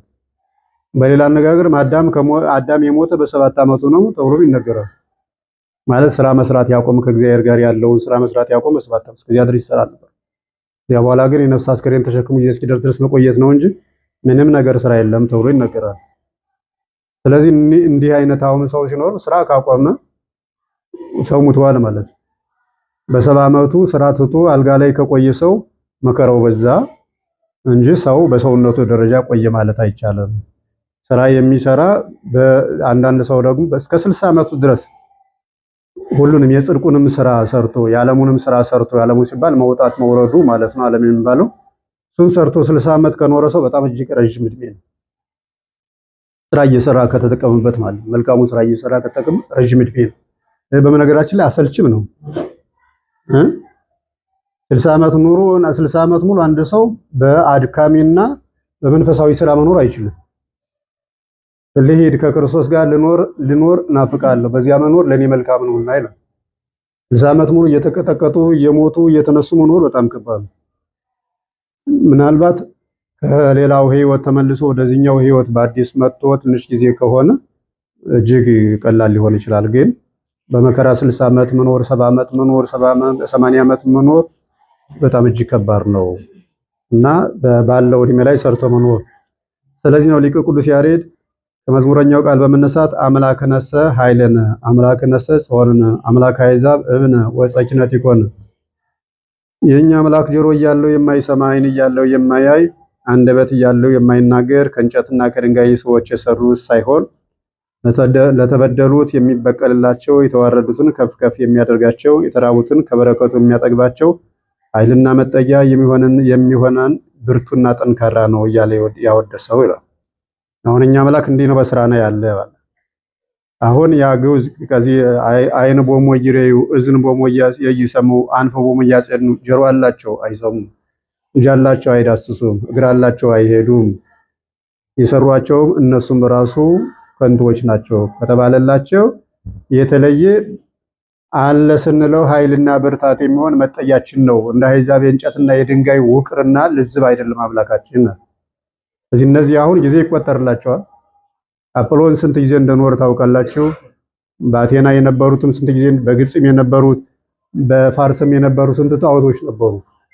አሁን እነሱ ከተጠረቡበት ጊዜ ጀምሮ መቆም እንጂ ሌላ ነገር አያውቁም። ምንም ነገር እነሱ ደንቆሮች፣ እነሱን የሚከተሉም ደንቆሮች ናቸው። የጣዖቱ ቄሶች ሲጫወቱባቸው የሚኖሩ ነገስታት ማለት ነው። በልተዋል፣ ምግብ ያስፈልጋቸዋል፣ ዛሬ የከብት ስጋ፣ ዛሬ የፍየል ስጋ እያሉ እያረዱ እያስገቡ እነሱ ከነቤተሰቦቻቸው ግጥም አድርገው በልተው የሚወጡባቸው ማለት ነው።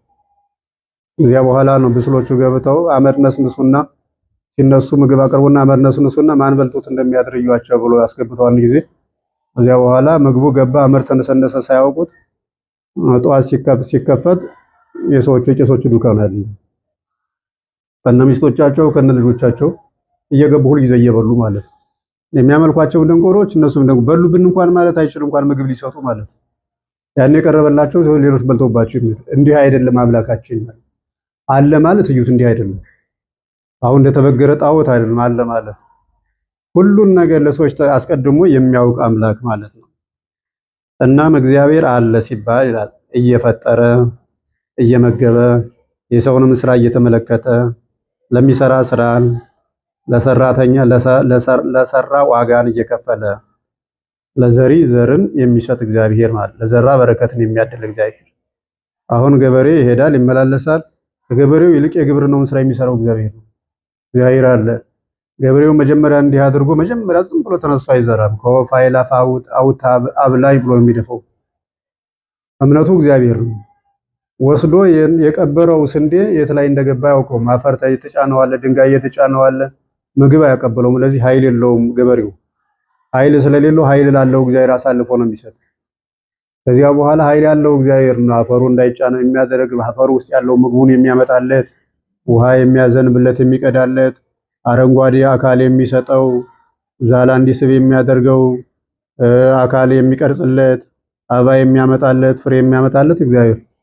ገበሬው ከጎተራ የነበረው ፍሬዋንና መወርወርና ማረስ ብቻ ነው ትልቁ ስራ። ገበሬው እግዚአብሔር ነው ይሄን ሁሉ የሚሰራው ማለት ነው። አንድ አባትም እንዲሁ ዘር ከፍሎ መላክ ብቻ ነው። እዚያ ውስጥ ያለውን የግብርና ስራ ማለት እንደ ግብርናው ስራ በጨለመው ሀገር ውስጥ ያለውን ብርሃን አድርጎ ውሃ በዛበት ዓለም የብስ አድርጎ ምግብ በሌለበት ዓለም ምግብ አቅርቦ ያን ሁሉ ነገር የሚረዳ የሚሰራ እግዚአብሔር ነው። ለዚህ ነው እግዚአብሔር አንተ አባታችን አንተም እናንተም አባታችን በሉኝ ብሎ የተናገረው ማለት ነው። ከእናታችን በፊት የሚያውቀን እናት፣ ከአባታችን በፊት የሚያውቀን አባት፣ አባታችን ሲሞት የሚኖር አባት፣ እናታችን ስትሞት የሚኖር አባት እግዚአብሔር ነው። ስለዚህ ዋጋ እየከፈለ ለሚሰራ ስራን እየሰጠ ሁሉም ሰው ስራ ሲያጣ ስራ ስጠኝ ትክክል ነው። እንደገና ዋጋን የሚያገኘው ሰው ስራ የሰጠው ሰው ደግሞ እግዚአብሔር ተመስገን ይለዋል። እግዚአብሔርን ደግሞ ዋጋ ይሰጠዋል። ወደ ዓለም የሚመጣውን አስቀድሞ ፍላጎቱን በማሟላት ወደ ዓለም ያመጣል። አሁን ከሰማይ የሚመጡ በፈቃድ እግዚአብሔር ማለት ከሰማይ የሚመጡ ሰዎች አሉ። አካላቸው ሳይሆን እግዚአብሔር የሚፈቅዳቸው ማለት ነው። ከነገሌት የሚወለዱ የሚጸነሱ ልጆች አሉ። ያ ፈቃዱ እግዚአብሔር ነው። እነዚህ ሰዎች ባላሰቡት ጊዜ ነው እግዚአብሔር ያሰበው። ከሰማይ ነው ሐሳቡ የመጣው። የሰው ልጅ የመፈጠሩ ሐሳብ ከሰማይ ነው ያለው እንጂ ከምድር አይደለም። ከአፈር ቢገኝም ግኝቱ፣ ነገር ግን ሐሳቡ ሁኔታው እንዲሆን የሚያደርገው እግዚአብሔር ነው። ዛሬ በዚህ ሰዓት ስንት ልጆች ተጸንሰው እንደሚያድሩ የሚያውቅ እግዚአብሔር ነው። እነዚያ ልጆች እንዲጸነሱ የሚያደርግ እግዚአብሔር። ዛሬ በዚህ ሰዓት ሙተው የሚያድሩ ብዙዎች ሰዎች ናቸው። እነዚያን የሚቀበላቸው እግዚአብሔር። የሚሄዱትን ይቀበላል፣ የሚመጡትን ይልካል። ለሚመጡት ከመምጣታቸው በፊት ሁኔታዎችን ያመቻቻል። ለሚሄዱት ከመሄዳቸው በፊት ሁኔታቸውን ያመቻቻል እግዚአብሔር። ለሚሄዱት ሀገር አዘጋጅቶ ይቀበላል። ለሚመጡት ደግሞ የሚቀበሏቸውን ሰዎች አዘጋጅቶ እንዲቀበሉቻቸው ያደርጋል። የሚቀበሉ ሰዎች ቢቀበሏቸው እንኳን እድል ፈንታቸው የግላቸው አድርጎ የእናት ጥገኛ አባት ጥገኛ ሳይሆን እያንዳንዱ ሰው የግሉ ሕይወት ሰጥቶ ማለት እንቅድመ ሕሊና ኩሎ ያመር ወዘንበለ ንሳሎ ይውፍት ወተነ ከሐሳብ በፊት ሁሉን ነገር የሚያውቅ ሳንለምነው የምንለምነውን አውቆ የሚያስፈልገን አዘጋጅቶ የሚሰጠን እግዚአብሔር እርሱ ራሱ በወንጌሉም የተናገረ ራሱ ነው። በኪዳኑም የተናገረ ራሱ እግዚአብሔር ነው። ስለዚህ የእግዚአብሔር ስራው በካህሊነቱና በየትነቱ ውስጥ ስለተያዘ እንደምንም የማይቆጠር ተደርጎ እንደ ትንሽ ነገር ስለተያዘ ነው።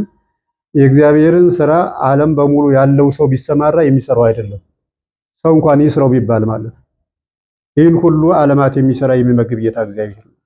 የዓለሙ ፍላጎት አሟልቶ የሚሞቱትን፣ የሚመጡትን፣ የታመሙትን የሚፈውስ፣ የተራቡትን የሚያጠግብ ሁሉን ነገር ለሁሉም ቦታ የሚሰጥ ከቤት ተነስተው ወደ ገዳም የሚሄዱትን ከገዳሙ ጸባይ ጋር እንዲስማሙ የሚያደርግ ተጨናቂ ጌታ፣ አራዊትን የሚያስገዛላቸው የምድረ በዳውን ጸባይ ለነሱ እንዲስማማ የሚያደርግላቸው እነሱ ደግሞ እንዲችሉት የሚያደርግ ጭምር ነው እግዚአብሔር። መስጠት ብቻ አይደለም፣ የተሰጠው ሰው እንዲችል ማድረግ። ሀብት ለሰው ልጅ ይሰጣል። ለሚወዱ ሰዎች፣ ለሚፈቅዱ ሰዎች፣ አጥብቀው ለሚለምኑት ደግሞ ሀብቱን የሚሸከሙበትን ትከሻ ይሰጣቸዋል። ልጅ ሰዎች ይለምናል፣ ልጅ የሚያሳድጉበትን ሀብት ይሰጣቸዋል እግዚአብሔር። አቅም አሁን ያለ አቅም ያለ ነገሮችን አስተንትኖ ለመስጠት የማይችል ሁኔታ ከተቀበለ የሰው ልጅ በተቀበለው ነገር ላይ ይከስርበታል እንጂ አይድንበትም። ሀብት ስጠኝ፣ ሀብት ስጠኝ፣ ሀብት ስጠኝ ቢል አጥብቆ ከለመነ እግዚአብሔር ይሰጣል ተብሏል በመጽሐፍ ላይ። አጥብቆ ከለመነ። ምናልባት ግን አጥብቆ የሚለምነው ሰው የሀብት አያያዝ ሳያውቅ ቀርቶ ሀብቱን ቢሰጠው የሚጠፋበት ሊሆን ይችላል። አሁን የሰው ልጅ ቁሞ ማሰብ ስጠኝ የሚለውን ነገር ከማሰቡ በፊት ልቡና እንዲሰጠው፣ ልቡና የማይሰጠው ከሆነ ይሄ ነገር የማይችለው ከሆነ ደግሞ ለሚችል እንዲሰጠው። ሰሎሞን ዓለምን ትገዛለህ አገርን ትገዛለህ ሲባል እኔ ትንሽ ነኝ፣ ቀኝና ግራዬን ያለየው ትንሽ ብላቴና ነኝ፣ እስራኤል ትልቆች ናቸውና እነሱን የሚያስተዳድርበት ጥበብ ስጠኝ ነው ያለው። እዚያ በኋላም ከሱ ተርፎ ለዓለም የሚበቃ ጥበብ ነው እግዚአብሔር የሰጠው። ስለዚህ ያለው ልቡና ትልቁን ለሀብታሞች ሁሉ ልቡና የተሰጣቸው ናቸው። ለአንዱ ገሌ ልቡና የለውም፣ ገሌ ልቡና አለው እንዳንል ደግሞ የራሳቸው አቀባበል ሊሆን ይችላል። አልጠየቁት ሊሆን ይችላል፣ ተሰጥተው ትተውት ሊሆን ይችላል። አንዳንድ ጊዜ ተሰጥቶ ወደ ጎድን የሚሄድ ሰው አለ። አንዳንድ ጊዜ ሳይጠይቀው ያኛውን ትቶ ወደዚህኛው የሚመጣ ሰው አለ። ከዚያ አንጻር ነው እግዚአብሔር የሚሰራው ስራ አይደለም የለም ለማስባል ይቅርና አለ ብሎ ለመናገር በራሱ እጅግ ድንቅ የሆነ ስራ ነው። የለምስ አይባልም እግዚአብሔር ማለት ግን ስራው እጅግ ድንቅ የሆነ ስራ እሱ ከሌለ ምንም የሚሆን ነገር ስለሌለ ከዓለም የሚያወጣው በሰማይ እየተቀበለ ይኖራል ማለት ነው። ከዚሁ ላይ ምንድነው አሁን የሚያመጡትን ያመጣል ስንል የሚመጡ ሰዎች አሉ፣ የሚወለዱ የሚፈጠሩ ሰዎች አሉ። እነሱ ይጸነሳሉ፣ ይወለዳሉ። የሚሄዱትን ይቀበላል፣ በሚሄዱት ላይ እንትን የለው። የሚመጡ ሰዎች ታዲያ ፈቃዱ ነው ከእግዚአብሔር ይመጣል ያልነው እንጂ የሚመጡ ሰዎች የሚመጡት ከምድር ላይ ነው። ከሰማይ የሚመጣ ወደ ሰማይ ከወጣው በቀር ሌላ የለም። እርሱም ጌታ ኢየሱስ ክርስቶስ ነው ከሰማይ የመጣው።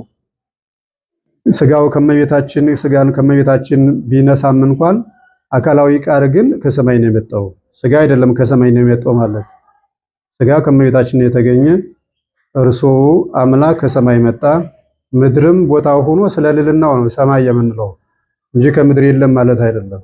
ሰማይ ከኛ ከፍ ያለ ስለሆነ እግዚአብሔር ደግሞ ከፍጡራን ከፍ ያለ ስለሆነ ሁሉን ነገር ለእግዚአብሔር ስንል ከሰማይ ነው የምንለው ማለት እና ወደዚህ የመጣው እርሱ ነው።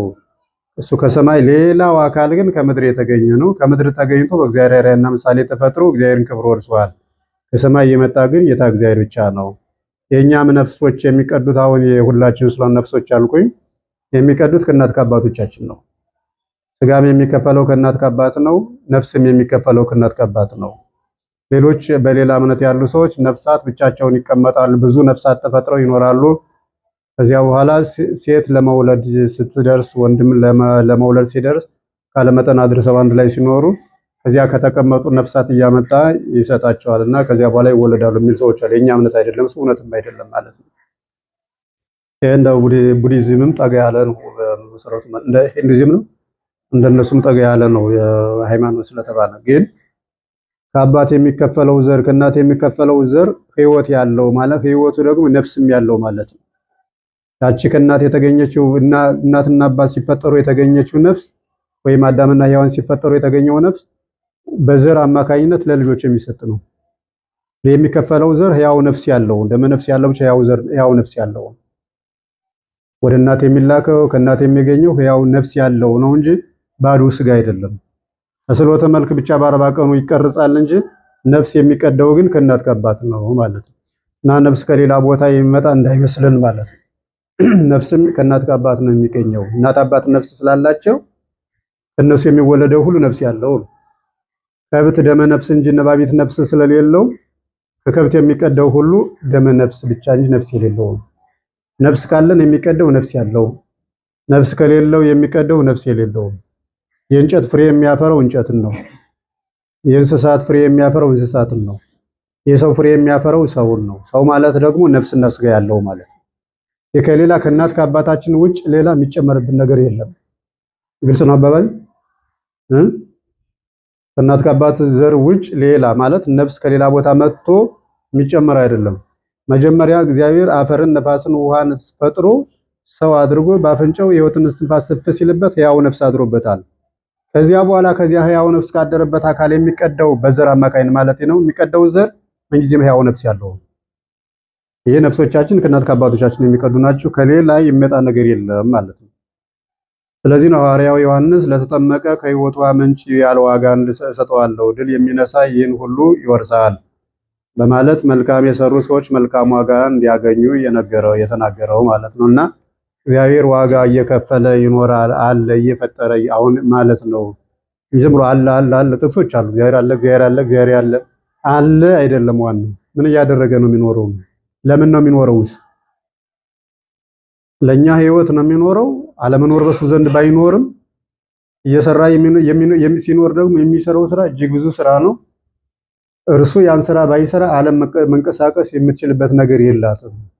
ለዚህን ሁሉ እየሰራ የሚኖር ጌታ ነውና አለ ስንል እኔን ዋጋ ከፋይነቱ ባሻገር እኔን በውስጣችን ያሉ ስራዎች የሚያንቀሳቅሳቸው ማነው? ኩላሊቱን የሚያንቀሳቅስ ማነው? ሳምባውን ለመተንፈስ የሚያበረታተው ማነው? አየር ከውጭ የሚስብ ማነው? አየር ከውስጥ የሚያስወጣ እኛ እኮ ዝም ብለን ብዙውን እግዚአብሔር ስራ የሚሰራብን እንጂ የምንሰራው ስራ ለራሳችን የለም።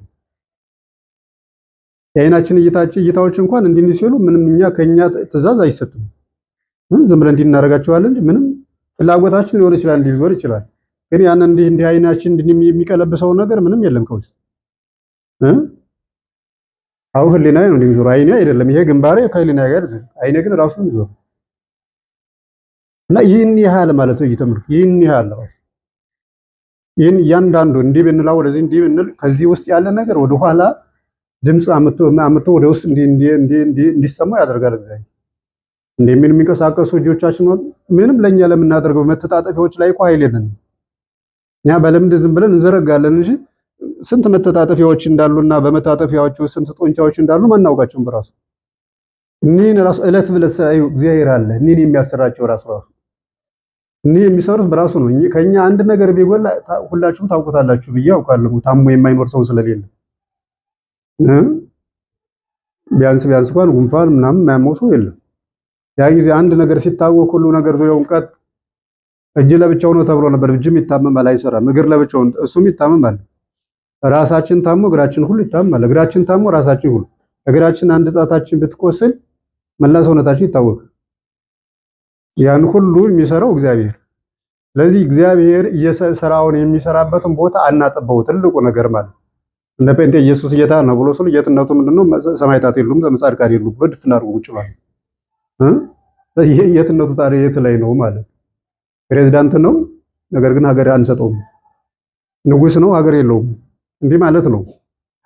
ንጉስ ነው ተብሎ ሀገር ግዛቱ ካልታየ ምንድነው ንጉስ መባሉ? እግዚአብሔር የዓለሙ ንጉስ ነው ጌታ ነው አለ። ማናቸው ዓለማቶች መላእክት፣ ጻድቃን፣ ሰማዕታት፣ የሚታየው ዓለም፣ የማይታየው ዓለም፣ ይሄ ዓለም በዚህ በታች ያሉት በሰማይ ያለው የማናውቀው ዓለም ሁሉ የማናውቃቸው ፍጥረታት ሁሉ መጽሐፍ ስለሚል ልዩ ፍጥረታት ስለሚል የእነዚያ ሁሉ ንጉሳቸው ጌታቸው ነው እግዚአብሔር። እዚህ እግዚአብሔር አለ ስንል እኒህን ነገሮች ከውስጣችን ጀምረን ነው። ታዲያ እኛ እምነታችን ምን ጀምረው ከውጭ እየሆነው ችግሩ ከውስጣችን በራሱ የራሳችን ሰውነት ቅድም ያልናቸው ሌሎችም ያልጠራናቸው የእነዚህ አካላት የእነዚህ ህዋሳት እንቅስቃሴ በእኔ ነው በማን ነው? ምንም ሌላ ነገር ሳይሰል በእኔ ነው በማን ነው? እንቅልፍ ያመጣው ማን ነው? ከእንቅልፍ በኋላ ብርታትን ሲያመጣው ማን ነው? እኛ እንዳንል ተኝተናል። እኛማ የለን እንቅልፍን ያመጣነው ደግሞ እኛን እንዳንል እኛማ ድንገት ሳናውቀው ነው የሞት ነው እንደ ሞት እኮ ነው ልም ያደርገን። እያወቃችሁ ነው የምተኙት? ድንገት አይልም የሚል ሰው። ስለዚህ ስለ እንቅልፍ እኛን እንዳንል እኛማ ድንገት ነው በጥይት እንደተመታ ሰው የወደቅ ነው። ኋላ ስንነቃ ደግሞ ያ የነበረው ነገር ተገፎ ማን ከተኛንበት በኋላ ማን አመጡ ያን ህይወት ዘርዘራ። ስንተኛ ማን አመጡ ያን ህይወት ዘርዘራና ያ ድካም ሁሉ ተወገደ። ስለዚህ እንትኑም ጨለመሙ ለበጎ ነው ለኛ ማለት ሁሉ ነገር ለበጎ ነው። ጨለመሙ ለበጎ ነው ማለት ብርሃኑም ለበጎ ብርሃኑ ባይኖር ሰርተን መኖር አንችልም። ጨለማው ባይኖር ድካማችን ማስወገድ አንችልም። ሁሉ ለኛ ለበጎ ነው የተደረገልን። ስለዚህ እኒህን ውስጣችን ያሉ ነገሮች ሁሉ እያንዳንዳችን አሁን መጽሐፍ ጥቅስ ከፈለግን በብዛት እምነታችን እንደሚጠበቅብን እግዚአብሔር ላናገኘው እንችላለን። በእውነት ማለት መጽሐፍ ከፈለግን ከመጽሐፍ የበለጠ ህይወት በውስጣችን ስላለ እርሱን ካልተናመክን ራሳችን ያልሰማን ሌላ ሰው አንሰማም። ራሳችን ያልተመለከት መጽሐፍ አንመለከትም። ራሳችን አይተን ያላመን ሰዎች መጽሐፍ ተመልክተንም አናምን። አሁን ከመጽሐፍ ላይ አይደለም እስመ የተፈጥረ ሰብ ለዚህ ወለዚህ ከመያጽኖ ሃይማኖቱን በረቆ በቀለም ሰው ለዚህም አልተፈጠረም ማለት ሃይማኖታቸውን ብራና ዳምፀው ቀለም በጥብጠው በዚያ ላይ ጽፈው እንዲያጸኑ አልተፈጠረም። አያችሁት? አሁን ችግሩ ተመልከቱ። ሃይማኖት በማንበብ አይደለም እኛ የተፈጠርነው። በተፈጠርንበት ዓላማ ላይ እግዚአብሔር አለ ብለን እንድናምነው ነው። እግዚአብሔር ወረቀት እኮ ታውቁታላችሁ በስንት ሺኛው ዓመት ላይ እንድትጻፍ ከዚያ ድረስ ሰዎች ሞት ይዛቸው ዘንድ አልቻለም ተብለው የሄዱ ሰዎች አሉ። እና አብርሃም ጊዜ እንኳን ስታዩት አሁን ያ ሁሉ ተጋድሎ ያ ሁሉ መከራ በልጁ በባለቤቱ በሀገሩ በአምልኮቱ ሲፈጠር መጽሐፍ ነበር? የለም። የነ ይስሐቅ ህይወት መጽሐፍ ነበረው? የለውም። የነ ያዕቆብ ህይወት ያ ሁሉ መከራ ያ ሁሉ እንግልት ያ በምድረ በዳ ወድቆ መቀረት የዓይን መጥፋት የልጆች መከራ ልጆች በራሳቸው መጣላት አገር መልቀቅ አንዱን ልጅ ገድሎ ለአባቱ መናገር ገደልኩ ብሎ መናገር ያ ሁሉ መጽሐፍ አለው? በምን ተረጋጋ? የለም። አያችሁ? ሰው የተፈጠረው እንደ መላእክት ተመራምሮ እግዚአብሔርን አውቆ ሊኖር ነው እንጂ አሁን በእነ ሚካኤል ከተማ አዲስ ኪዳን የለ ብሉይ ኪዳን የለ እስካሁን ድረስ 7000 ዓመት ምንም ነገር እኛም ታዲያ በእነሱ ህይወት የተፈጠረን ስለሆነ አሁን በዚህ ብንለው ምንም ነገር የለም።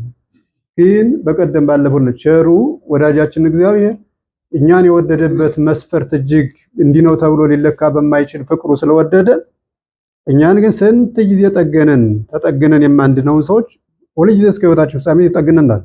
በአእምሮ ውስጥ ጽሑፍ ጻፈ አንጠቀምበታል። በኦሪት መጥቶ ጻፈ አንጠቀምበታል። በአዲስ ኪዳን ደግሞ ራሱ መጥቶ ጻፈ አንጠቀምበታል። በግላችን ህይወት እየመጣ ይጽፋል። በመከራ ያሳያል፣ በውድቀት ያሳያል፣ በስደት በተለያዩ ነገሮች ይጽፋል። እግዚአብሔር የውዴታው መጠን ስለሌለው እስከ መጨረሻው ድረስ በህይወታችን ላይ ሲጽፍ ይኖራል እንጂ የተፈጠርነው ግን እንዲህ አይደል። ዲያብሎስ ወደቀ፣ የተጻፈውን አልተጠቀም፣ ወድቆ ቀረ። እሱ ለምን ተፈረደበት? እዩት። ጽሑፍ ከሌለ ዲያብሎስ ለምን ተፈረደበት? አእምሮ ውስጥ ያስቀመጠውን ዕውቀት እግዚአብሔር ስለሚያውቅ ነው። አዳምስ እንዲሁ አይል የተፈረደበት ጽሑፍ ሳይኖር የተፈረደበት እዩት። ስለዚህ ያለው እኛ ውስጣችን ማየት ያስፈልገናል። እግዚአብሔር ውስጣችን ነው፣ እግዚአብሔር በውጫችን ነው። እግዚአብሔርን ለማወቅ ከውስጣችን ያለው ከበቂ በላይ ነው። የውስጣችን እንቅስቃሴ የውስጣችን ሂደት ከበቂ በላይ ነው። እዚህ እግዚአብሔር አለ ለማለት ይህንን መጀመሪያ ማየት፣ ኋላ እንደገና በነፋስ አማካይነት የሚያድጉትን የሚመገቡትን፣ በውሃ አማካይነት የሚያድጉትን የሚመገቡትን ውሃ ከየት መጣ? እዩት። ከየት ነው የመጣው? ውሃ እንዴት እየበዛ ይሄደ?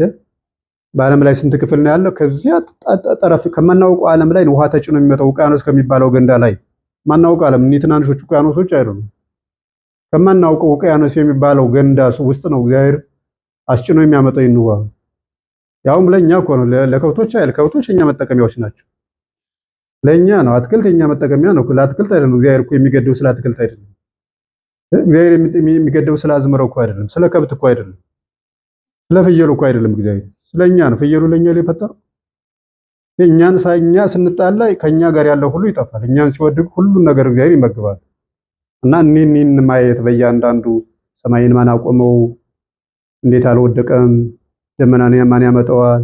እንዴት አያፈስም? ከሌላ ቦታስ እንዴት ማን ይነግረዋል? ከዚህ ሀገር የሚያበቅል አፈር ካለበት ሀገር ላይ አመጡ የሚለው በበጋ ስለምን አልመጣ?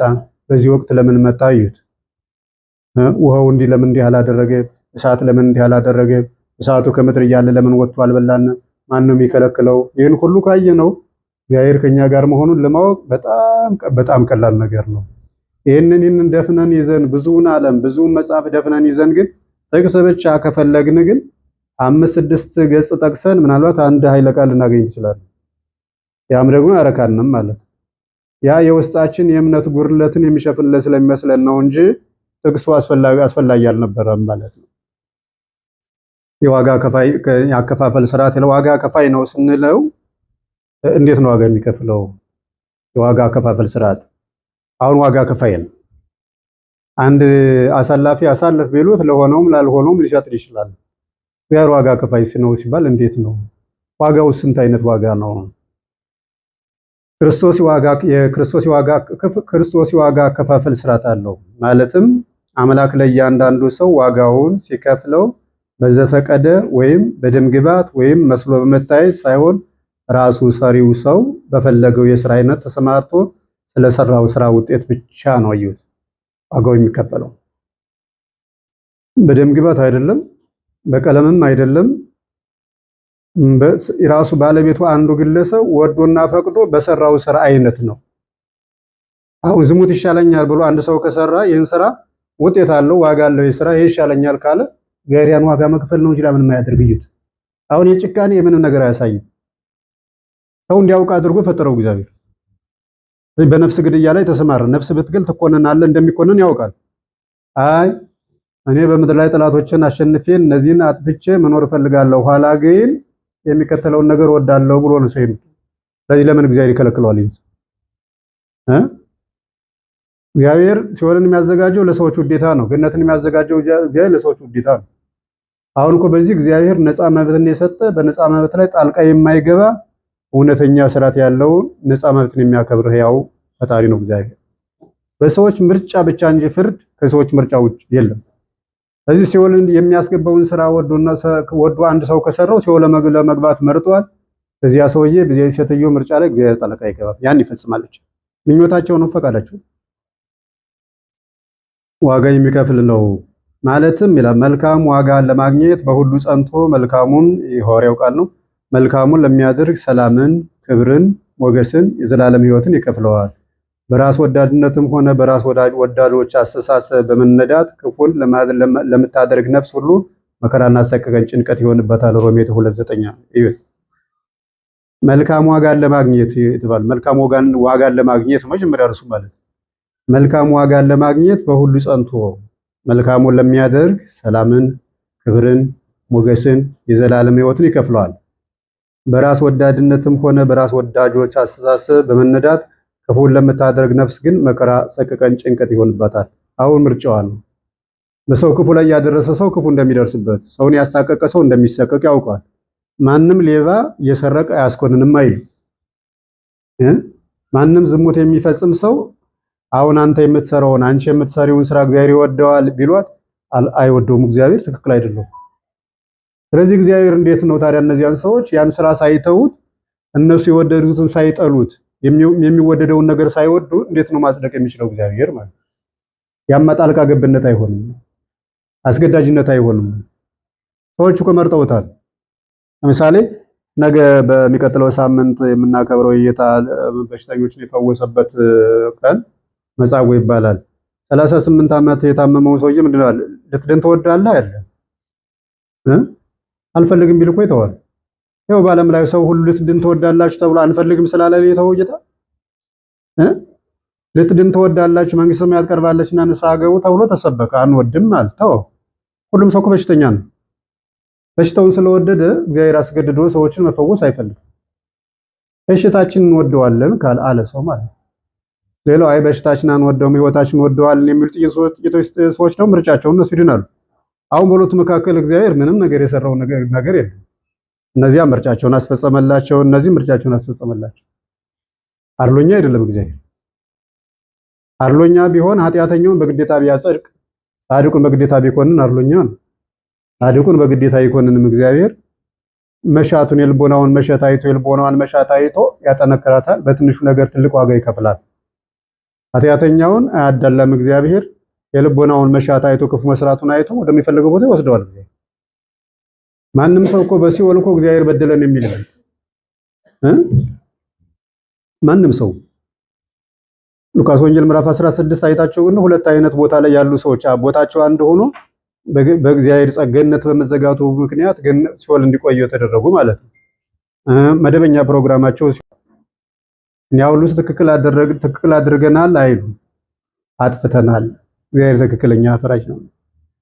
ስለዚህ የእግዚአብሔር ፍርድ በሁሉም ዘንድ የታመነበት የሰው ምርጫ የሰውን ፍላጎት የሚሰጥ ነውና ዋጋ ከፋይ ሲባል ሰው የሥራ መስኩን አመቻችቷል። እሳት ወማይ አቅረብኩ ለከ ዳይዴካ በዘፍቅ እሳት እንሆን አቅርቤልሃሉ እጅን ግን ወደ መረጥከው ላክ።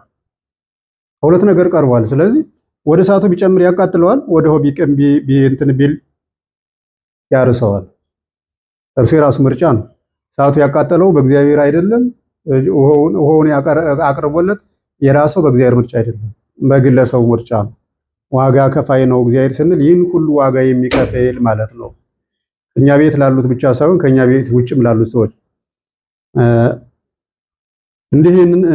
እንግዲህ ይህንን ሁለት አይነት የደመወዝ አከፋፈል ስርዓት ካየን ሰዎች በፈለጉት በስራ አይነት ምርጫ እንጂ በፈጣሪ ያሉ እንዳይደለ መገንዘብ ይገባል።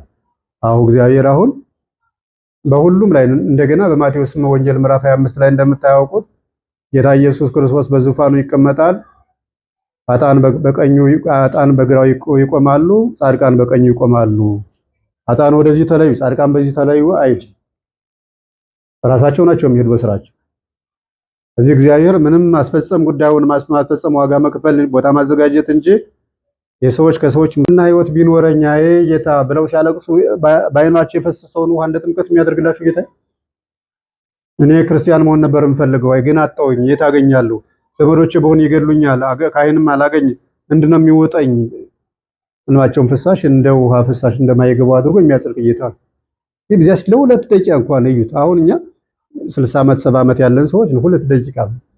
ስለዚህ ቢፈረድብን እኮ በእግዚአብሔር ተፈረደብን አይደል? ሁለት ደቂቃ እንኳን ከፍለን ለነፍሳችን ያልሰጠን ሰዎች ማለት ነው። እና ዋጋ ክፍያው ሰዎች በሚፈልጉት አባታቸው ክርስቲያን ስላልሆነ እናታቸው ክርስቲያን ስላልሆነ እሱ ሁሉ መቀለጃ አይደለም።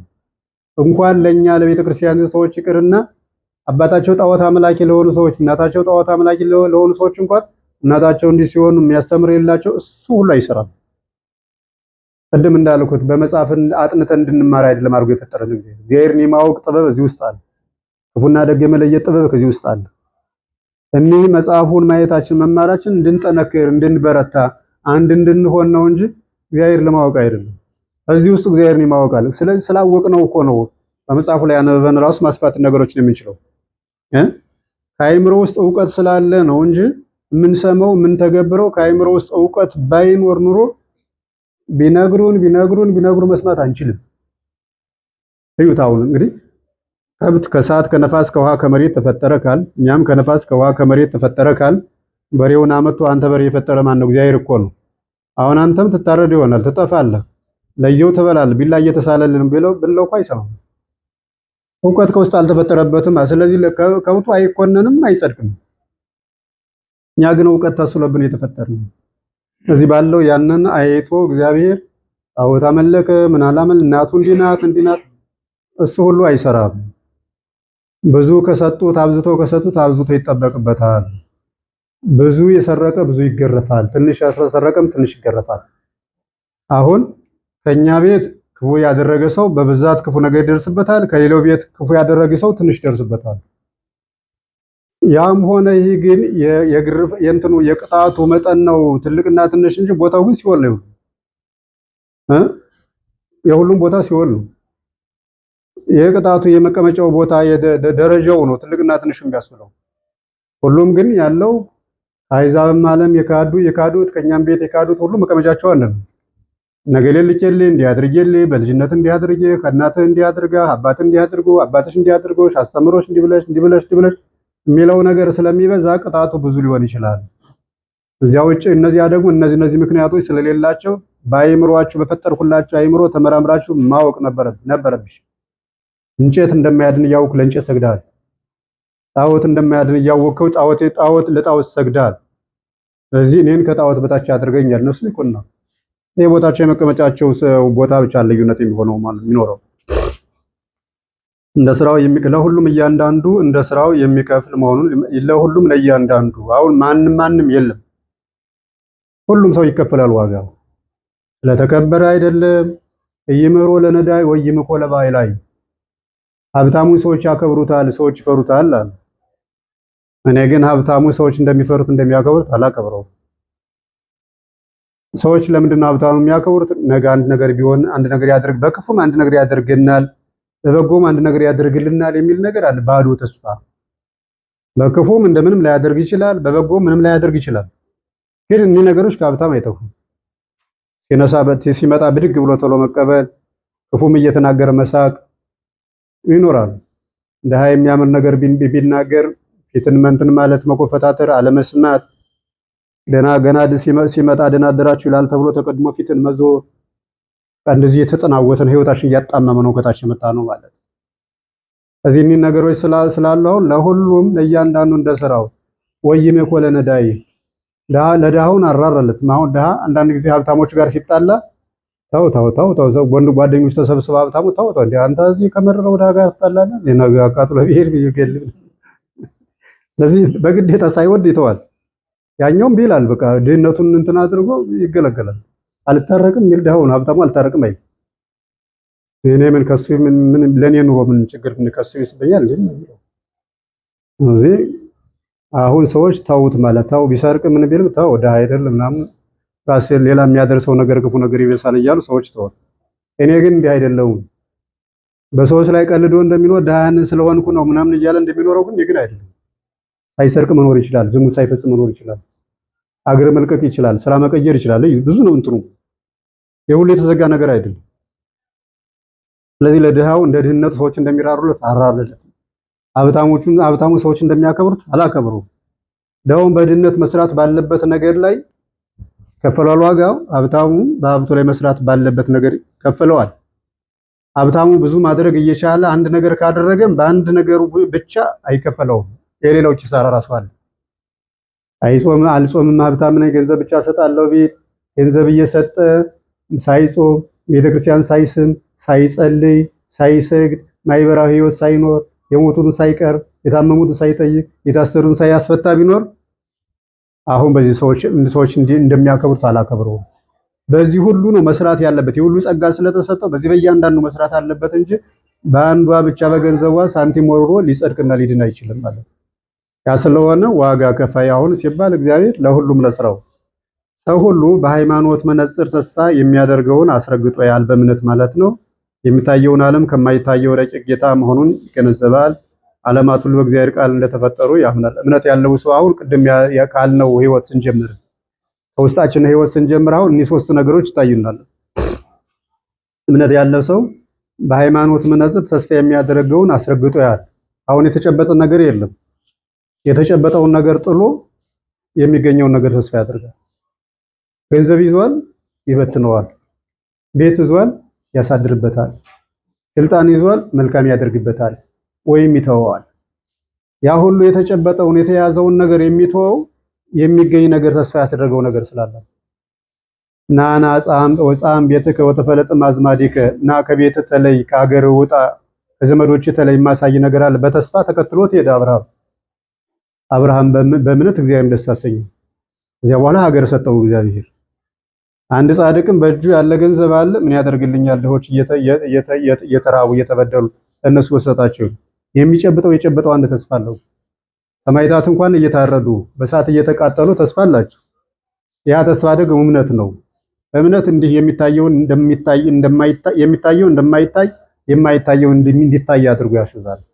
ስለዚህ ክርስቲያኑ ዓለም የሚኖረው በሚያኖረው ገንዘቡ ሳይሆን በሚኖረው እግዚአብሔር በእምነቱ ነው የሚኖረው። ለኛ በተለይ እምነታችን በሰማይ ብቻ የምንኖርበት ሳይሆን በምድር የምንኖርበት ክፉን ነገር ሁሉ ያለፍንበት እምነታችን ክፉን ነገር የቻልንበት ሁሉ እምነታችን በድህነት ውስጥ እያለ እንዳለሙ በድህነት አሮንቃ ውስጥ በመጨረሻው ድህነት እያለን ሀብታም ነን ከሚሉ ሰዎች ውጭ ከነሱ በተለየ ምክንያት ሁኔታ መልካችን አምሮ ሰውነታችን ሰላማዊ ሆኖ የምኖረው በእምነታችን ነው። ምን ያደርጋል? እንጀራ ለመብላት ብቻ ነው። አንድ እንጀራ ካገኘን ሰርቼ እበላለሁ። በቃ ይሄ እውነት። ስለዚህ የምንጨብጠው ነገር የምንጨብጠውን ትተን ባንጨብጠውም አሁን ነገር ግን ወደፊት ተስፋ ያደረገ ነው ግን አይደለም። ወደፊት አሁንም አንወረድ አሁንም እየኖርንበት ነው በእምነታችን። እምነታችን ለነፍሳችን ብቻ አይደለም ለስጋችን ራሱ ጠቃሚያችን ተረጋግተን እንድንኖር ክፉን ነገር እንድናሳልፈው ነገሩን በተስፋ እንድንይዘው ያደረገን እምነታችን። ክፉን ነገር ስድቡንም፣ መከራውንም፣ ስደቱንም፣ ታምኖ መከዳቱን፣ ያመኑት ሰው መተውን፣ ያገኛለው የተባለው ገንዘብ ሲጠፋ የተገኘው ገንዘብ ሲጠፋ የሚወደው ሰው ሲለይ የሚያምኑት ሰው ሲሞት ነገሩን ሁሉ የምናልፈው በእምነት። የተለዩን ነገር ብዙዎች ናቸው፣ ያልተለየን ግን እምነታችን ነው። የተለዩን ሳይሆን የሚያኖሩን የመሰለን የተለዩን ነበሩ። ነገር ግን እንደ ቀላል ነገር የያዝነው እምነታችን ነው እያኖረን ያለው። ስለዚህ ሁሉም ሰው አምሮበት የሚኖር በእምነቱ። ክርስቲያኖቹን እናውቃቸዋለን። አሁን ከገበያ መካከል ገብቶ የኦርቶዶክስ ነች ኦርቶዶክስ ነው ማለት በጣም ቀላል ነው። ትናንት ጴንጤ ከሆነ ሰው እንኳን ለይቶ ማውጣት ይቻላል። በእርግጠኝነት ማለት ሰዎችን ማውጣት ይቻላል። እዚህ አካባቢ በሚነበብ ጸጋቸው ሰዎችን ማየት ይቻላል። ክርስቲያኖች በብዛት ማለት ምናልባት አንዳንድ ጊዜ ሙስሊም ሆነው ክርስቲያን የሚሆኑ የክርስቲያን ምግባር የተዋዳቸው ሰዎች አሉ። አልፎ አልፎ ብዛት ስራቸውም መልካቸውም ክርስቲያን ይመስሉ እነኚህ ሰዎች ምናልባት ሊያዳግት ይችላል። በአብዛኛው ግን 50 ክርስቲያንና 50 ሌላ ሰው ቢጨመር ግን በተለይ ከመቶዎቹ ሰዎች 60 ምናምን አካባቢውን ሰው ላይ መለየት ይቻላል። ይሄ እንዲህ ነው፣ ይሄ እንዲህ ነው፣ ይሄ እንዲህ ነው፣ ይሄ እንዲህ ነው ብሎ መለየት ይቻላል። ጸጋቸው በውስጣቸው ስለሆነ ደስተኞች ስለሆነ ተስፋ ስላላቸው ምንድነው ልቡና ሲያዝን ፊት ይጠቁራል አይደል? የክርስቲያኑ በብዛት ፊቱ አይጠቁርም። ያለው ነገር ማለት ስጋ ላይ ኖረው ይችላል፣ ግን ያለችው ነገር በደስታ ነው የምትገኘው። ያ ስለሆነ የምንኖርበት እምነታችን ነው። ይሄ ይኖራል ያልታየውን። ሌላው ሁለተኛ የሚታየውን ዓለም ከማይታየው ረቂቅ መሆኑን ገነዘባል። ይሄ የሚታየው ሁሉ ቅድም አልነው አመጣጣቸውና አወጣጣቸው አጀማመራቸውና አጨራረሳቸው አንድ ነው። ሲጀመሩ መነሻ የላቸውም፣ ሲጨረሱ መድረሻ የላቸውም። አሁን ምንድነው ዓለም ምንድነው ይህ ዓለም የተገኘው ከማግማ ከቀለጠ አለት ነው አይደለም? እንደዚህ ሳይንሱ ምንድነው? የቀለጠ አለት ማግማ የቀለጠ አለት ከዚያ ነው ይህ ዓለም የተገኘው ነው። የቀለጠ አለት ማለት የከሰለ ድንጋይ ማለት ነው። እሳት የበለው የሞተ ክሰል። እስኪ አሁን ከክሰል ምን ይገኛል? ከክሰል ላይ ዘር ቢዘሩ ይበቅላል። ስለዚህ የሞተው ህያውን ያስገኛል ወይ ሲጀመር ማለት አሁን ቀልጦ ከሆነ አሮ ከሆነ ምንም በውስጡ ህይወት ማስገኘት አይችልም፣ ህይወትም የለበትም። ይሄ ዓለም የተገኘው ግን ይሄ ረቂቁ ዓለምም ሆነ ግዙፍ ዓለም የተገኘው ከረቂቁ ከእግዚአብሔር ነው የተገኘው። እግዚአብሔር ደግሞ ህይወት ነው። ህይወት አምላክ ደግሞ የፈጠረው ፍጡር ራሱ ህይወት አለው። ስለዚህ ምድር የቀለጠች ያለ ሳይሆንም ህይወት ያላት በውስጧ ለሚዘራባትም ለሚወለዱባትም ህይወት የምትሰጭ ህይወት መገኛ ነው። ህይወት ካለው የተገኘ ሁሉ ህይወት አለው። ከተቃጠለ የተገኘ ነገር አቃጣይ የተቃጠለንም ምንም ነገር ሊሰጥ አይችልም። እዚህ የሚታየው ከማይታየው ረቂቅ ዓለም መሆኑን ይታወቃል በእምነት ማለት ነው። ዓለማት ሁሉ በእግዚአብሔር ቃል እንደተፈጠሩ እናምናለን፣ ይታያል። ዓለማት ሲባል ወደ 20 ዓለማት የሚባሉ ነገሮች አሉ። የእሳት ዓለም አለ፣ የውሃ ዓለም አለ፣ የምድር ዓለም አለ። እነዚህ ሁሉ በአጠቃላይ ከእግዚአብሔር ቃል የተገኘ እግዚአብሔር ቃል ሲባል ደግሞ ይሁን የሚለው መውጣት የለም መውረድ የለም መድከም የለም ይሁን የሚለው ቃል ብቻ ይሁን ሲል የተፈጠሩ ናቸው ሁሉ። እነዚህን ነገሮች ታዲያ ማሳየት የምንችል ማየት የምንችል በተስፋ መኖርን እግዚአብሔር ፈጣሪ መሆኑን ነገሮች ሁሉ የተገኙ ከእግዚአብሔር መሆኑን የምናምንበት እምነታችን ነው። እግዚአብሔር ደስ የሚለው የሚደሰተው በእነዚህ ነገሮች ነው። እነዚህ ነገሮች ደግሞ ተቀምጠን በህሊናችን ውስጥ ከምናሳየው ሂደት የሚመጡ ናቸው እንጂ በእንቅስቃሴ ቁስ አካል ከመጎተት ጋር የተያዙ አይደለም። በተስፋ መኖርን ከምንም ጋር ሳይኖር መስጠት ብቻ ሳይሆን በባዶ ራስ በተስፋ መኖር ዓለማት በእግዚአብሔር የተፈጠሩ ምንም አያስፈልገውም። ይሄ ረቂቅ ግዙፍ ዓለም ከረቂቁ አምላክ ነው የተፈጠረ፣ ረቂቁም ከሱ ነው የተፈጠረ። ምንም አያስፈልገውም፣ ረዳት አያስፈልገውም። ራሱ የድሆች አምላክ አምላከ ነዳያን ተስፋ ቅቡፃን ተስፋ ላጡ ተስፋቸው ሀብት ለሌላቸው ሀብታቸው ተብሎ የሚነገር የሚመሰገነው ጌታ እግዚአብሔር ድሆች ሁሉ የሚያጡት ሀብት ነው ያለ። ለድሆች የሰጣቸው ሀብት ሀብታሞች የሚያገኙት አይደለም። ለሀብታሞችም ለድሆችም የማያጡት ሀብት አለው ሰጥቷል እግዚአብሔር። የልቡና ሀብት እነዚህ አሁን ቅድም ያልናቸው ሶስት ነገሮች ከሁሉም ቤት የሚገኙ ናቸው። በተስፋ መኖር ከሁሉም ቤት፣ ሀብት ሲኖርም ተስፋ ያስፈልጋል። ሀብትን ትቶ በተስፋ መኖር፣ ሀብት ኑሮም ራሱ እግዚአብሔር ሁሉን የፈጠረ ብሎ ማመን፣ እነዚህ ነገሮችም የተፈጠሩ ከእግዚአብሔር ሁሉም ሰው የሚወክሉ ናቸው። ድሃ የማያጣቸውም ሀብታም በስፋት አያገኛቸውም። ሰዎች የሆኑ ሰዎች ሁሉ የሚያገኙቸው ናቸው።